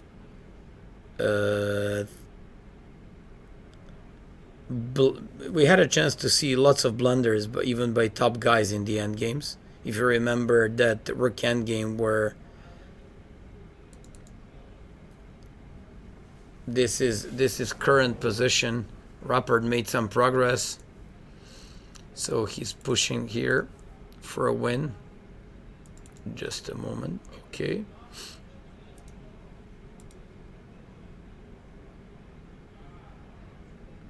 What is he actually threatening? Rappert is taking lots of risks here. Really, lots of risk he's taking here just in order to try to win this game. He has to play bishop to d3, defending the pawn on f5.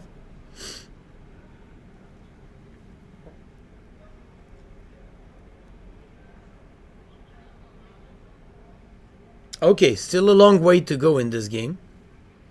Still a long way to go here. They're running out of time. Rappert is left like 6.5 minutes. His opponent 8.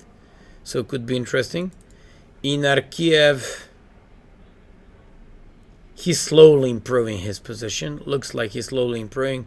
He may play, for example, rook g5 at this point, and it's already like a big improvement, I believe, because he can slowly squeeze out black's king and play rook g6, king f5.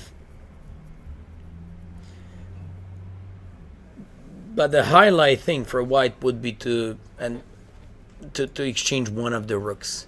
That would be one of his ideas here. If he manages to do that, position should be winning. Okay, we're waiting for his move just to check what is happening in this game. Yu Yang Yui Matlakov. Yes, Yu Yang Yui played king h5. He played f4. Placing his king on h5 means that he will definitely go for g4 and g5, and he's gonna use the plan I mentioned previously. He's gonna use the plan like bishop b2, g4, bishop d4, g5, bishop b2, and now he's gonna go back with his king. But how to break in this position? That's like a better question, because even when he comes here, black is gonna play bishop c1.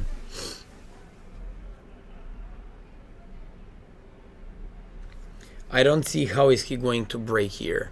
Also, bishop on c1. Okay, bishop f2. Okay.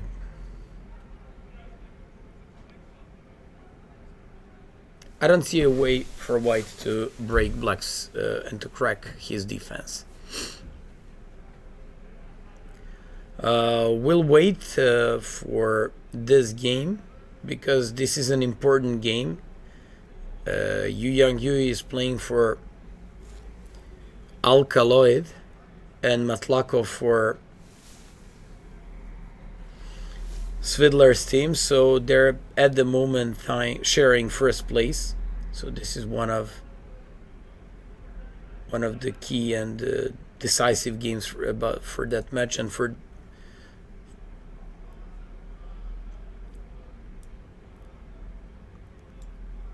Vallejo resigned after rook f3. Yeah, Giri won.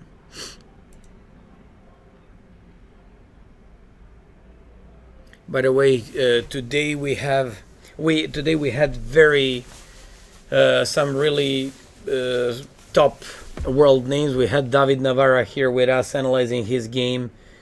2750 GM. We had Peter Leko, ex-contestant. Oh my God, I'm tired, or just getting tired. Ex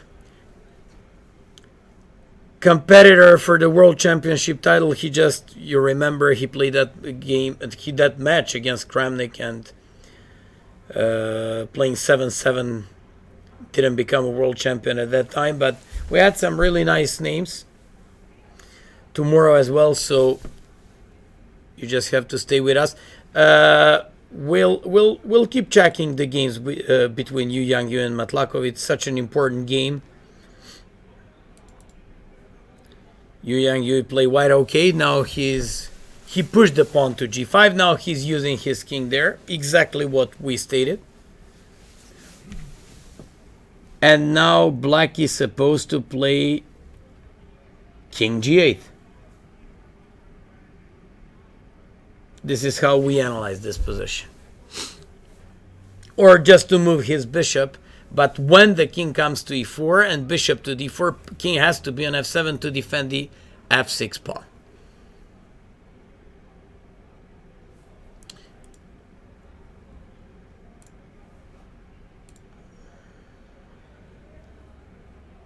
So while we're waiting for this, I'm going to check the results and to tell you what are today's results.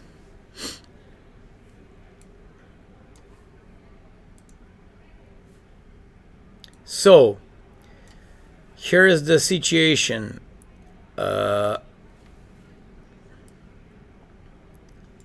Svidler won. Okay, we all checked that game, and Svidler is playing in a great shape here, beating up to 2760 guys 2 times with black, 2 times in a row.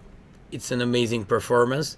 Elyanov drew with Yugov, Yakovenko drew Xian G, and now Andreikin won. So current result, Krivoruchki Fedosev. Actually, as far maybe Fedosev was black in that game. Maybe that's why they said that he won. But no, he was white, so he probably lost the game. And that actually means that if Yu Yang-Yu makes a draw, Alkaloid is gonna win this match. Because Svidler won. It's 1-0 for Madness Sadnik. Andreiki won. 1-1. Elyanov drew 1.5 to 1.5. Yakovenko drew 2-2. Krivoruchko won according to the final position that we have, even though they say that Fedosev won. And which means if Yu Yang-Yu makes a draw, he doesn't even have to win. They will win the match. Ashdod from Israel, they're playing Siberia. Kramnik drew, Grishchuk drew, Giri won. They already won their match. Koraba won, Giri won. So Siberia, defending champions, they won today.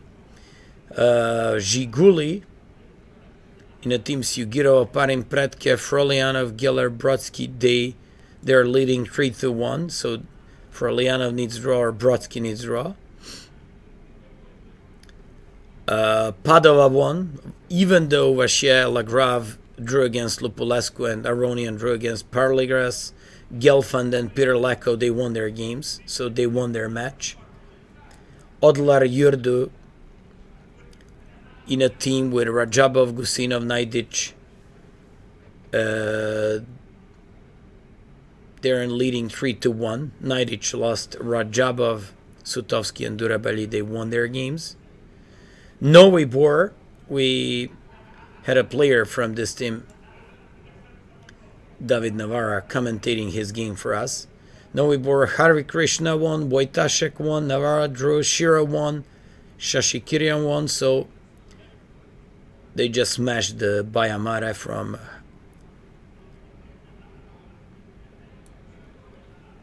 okay. Legacy Square Moscow, they're leading 4-1. We're just waiting for Inner Kiev, but they already won their match. Beersheva Chess Club, they're in leading because Alan Grunfeld won against Tudor. So we're waiting for Postny Wanweli and Michalewski walked. Valjevo, the best Serbian club, they're actually leading 3.5 to half. Mameđara won once again. Morozevic won. And Markuš won. So Mameđara is continuing to perform fantastic. Valerenga Chess Club, they won their match. Predovic lost to Nybor, but everybody else just won. Except Romanov, he's still playing his game. Parachin from Serbia. Serbians are doing good here. They're leading 4-1. Some really nice. Yeah, this is nice. Serbian clubs are doing good here. Okay. And Itaka Serbian club won 6-0, which is nice. Setoraman, Injic, Vučković, Suhanek, Vucinic, and Sharanets, they all won their games. Okay. We're trying to see if anything changed in the games. So let's have a look. Yu Yang Yue against Matlakov. I don't see how is he going to break the defense, and probably this is going to be a draw, just like we mentioned 10 minutes ago.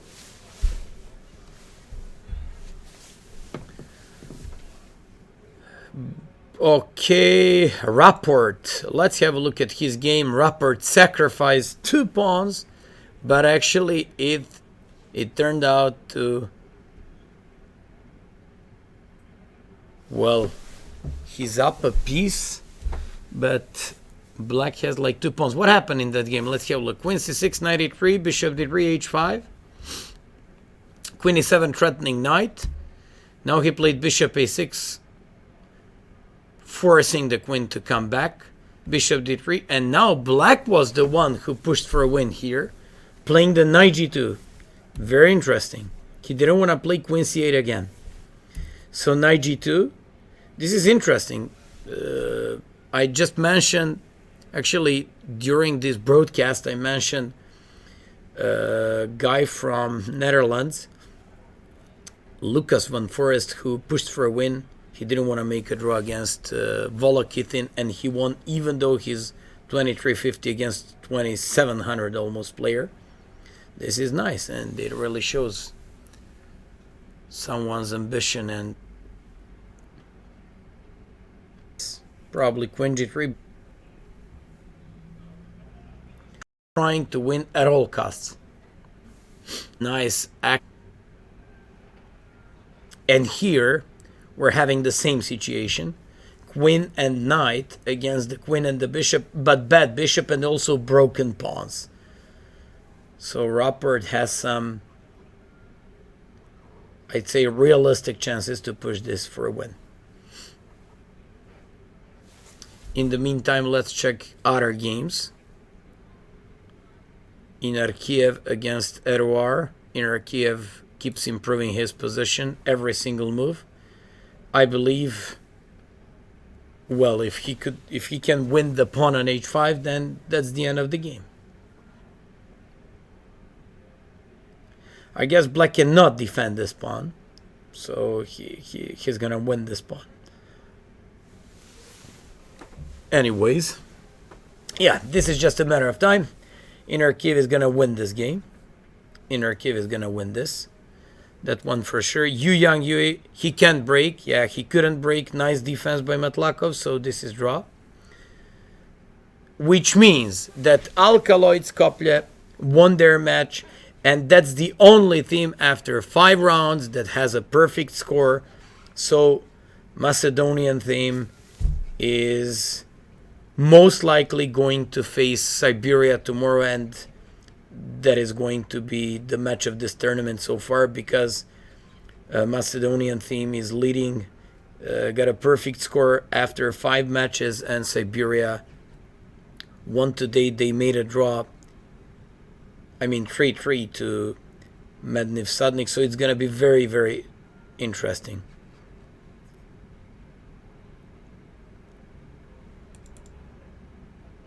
Rappert's game, we keep following his game.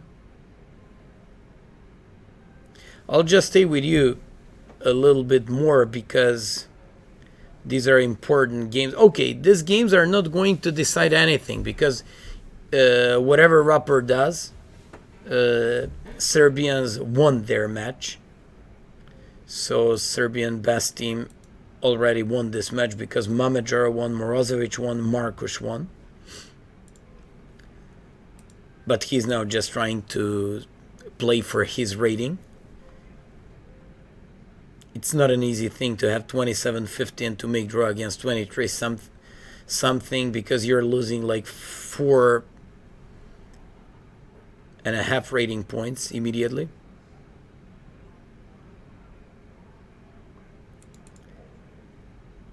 Yeah, it's written. Yes, now they corrected this. They said that Krivoruchka won, which means, yeah, we were completely right about that game. And we just have Jagnidze, Yushenina didn't make any special break in that position. Actually, now it looks like a pretty drawish position.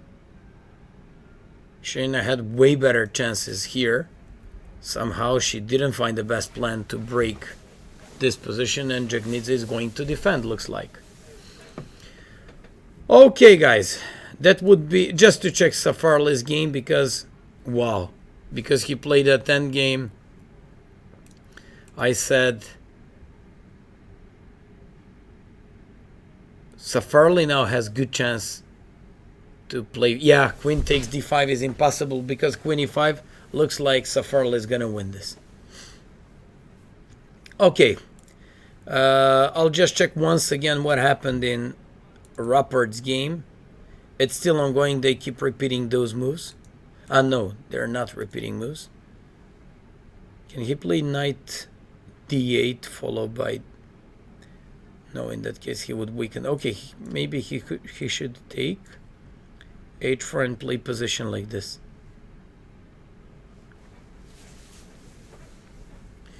Well, I'm doing this broadcast for almost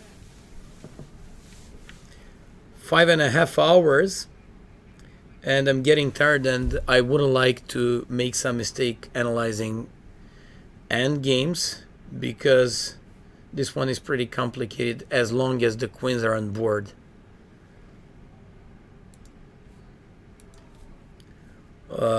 Inner Kiev won. Yeah, that was a matter of time. We already said that. So he won after a pretty bad tournament here in European Club Cup. He finally managed to win. Don't forget, Inner Kiev is current European champion. Okay, that would be all for today. See you tomorrow. 3:15 p.m. CET, Central European Time. 6th round. For sure, we know the pairings for tomorrow. Siberia is going to face Siberia, whose first board is Kramnik, defending champions. They're going to face the only thing with a perfect score here, Alkaloid Skopje from Macedonia. So see you tomorrow. Have a good one, and don't forget, tomorrow is a world championship match between Carlsen and Karyakin is going to begin. Have a good one. Bye-bye.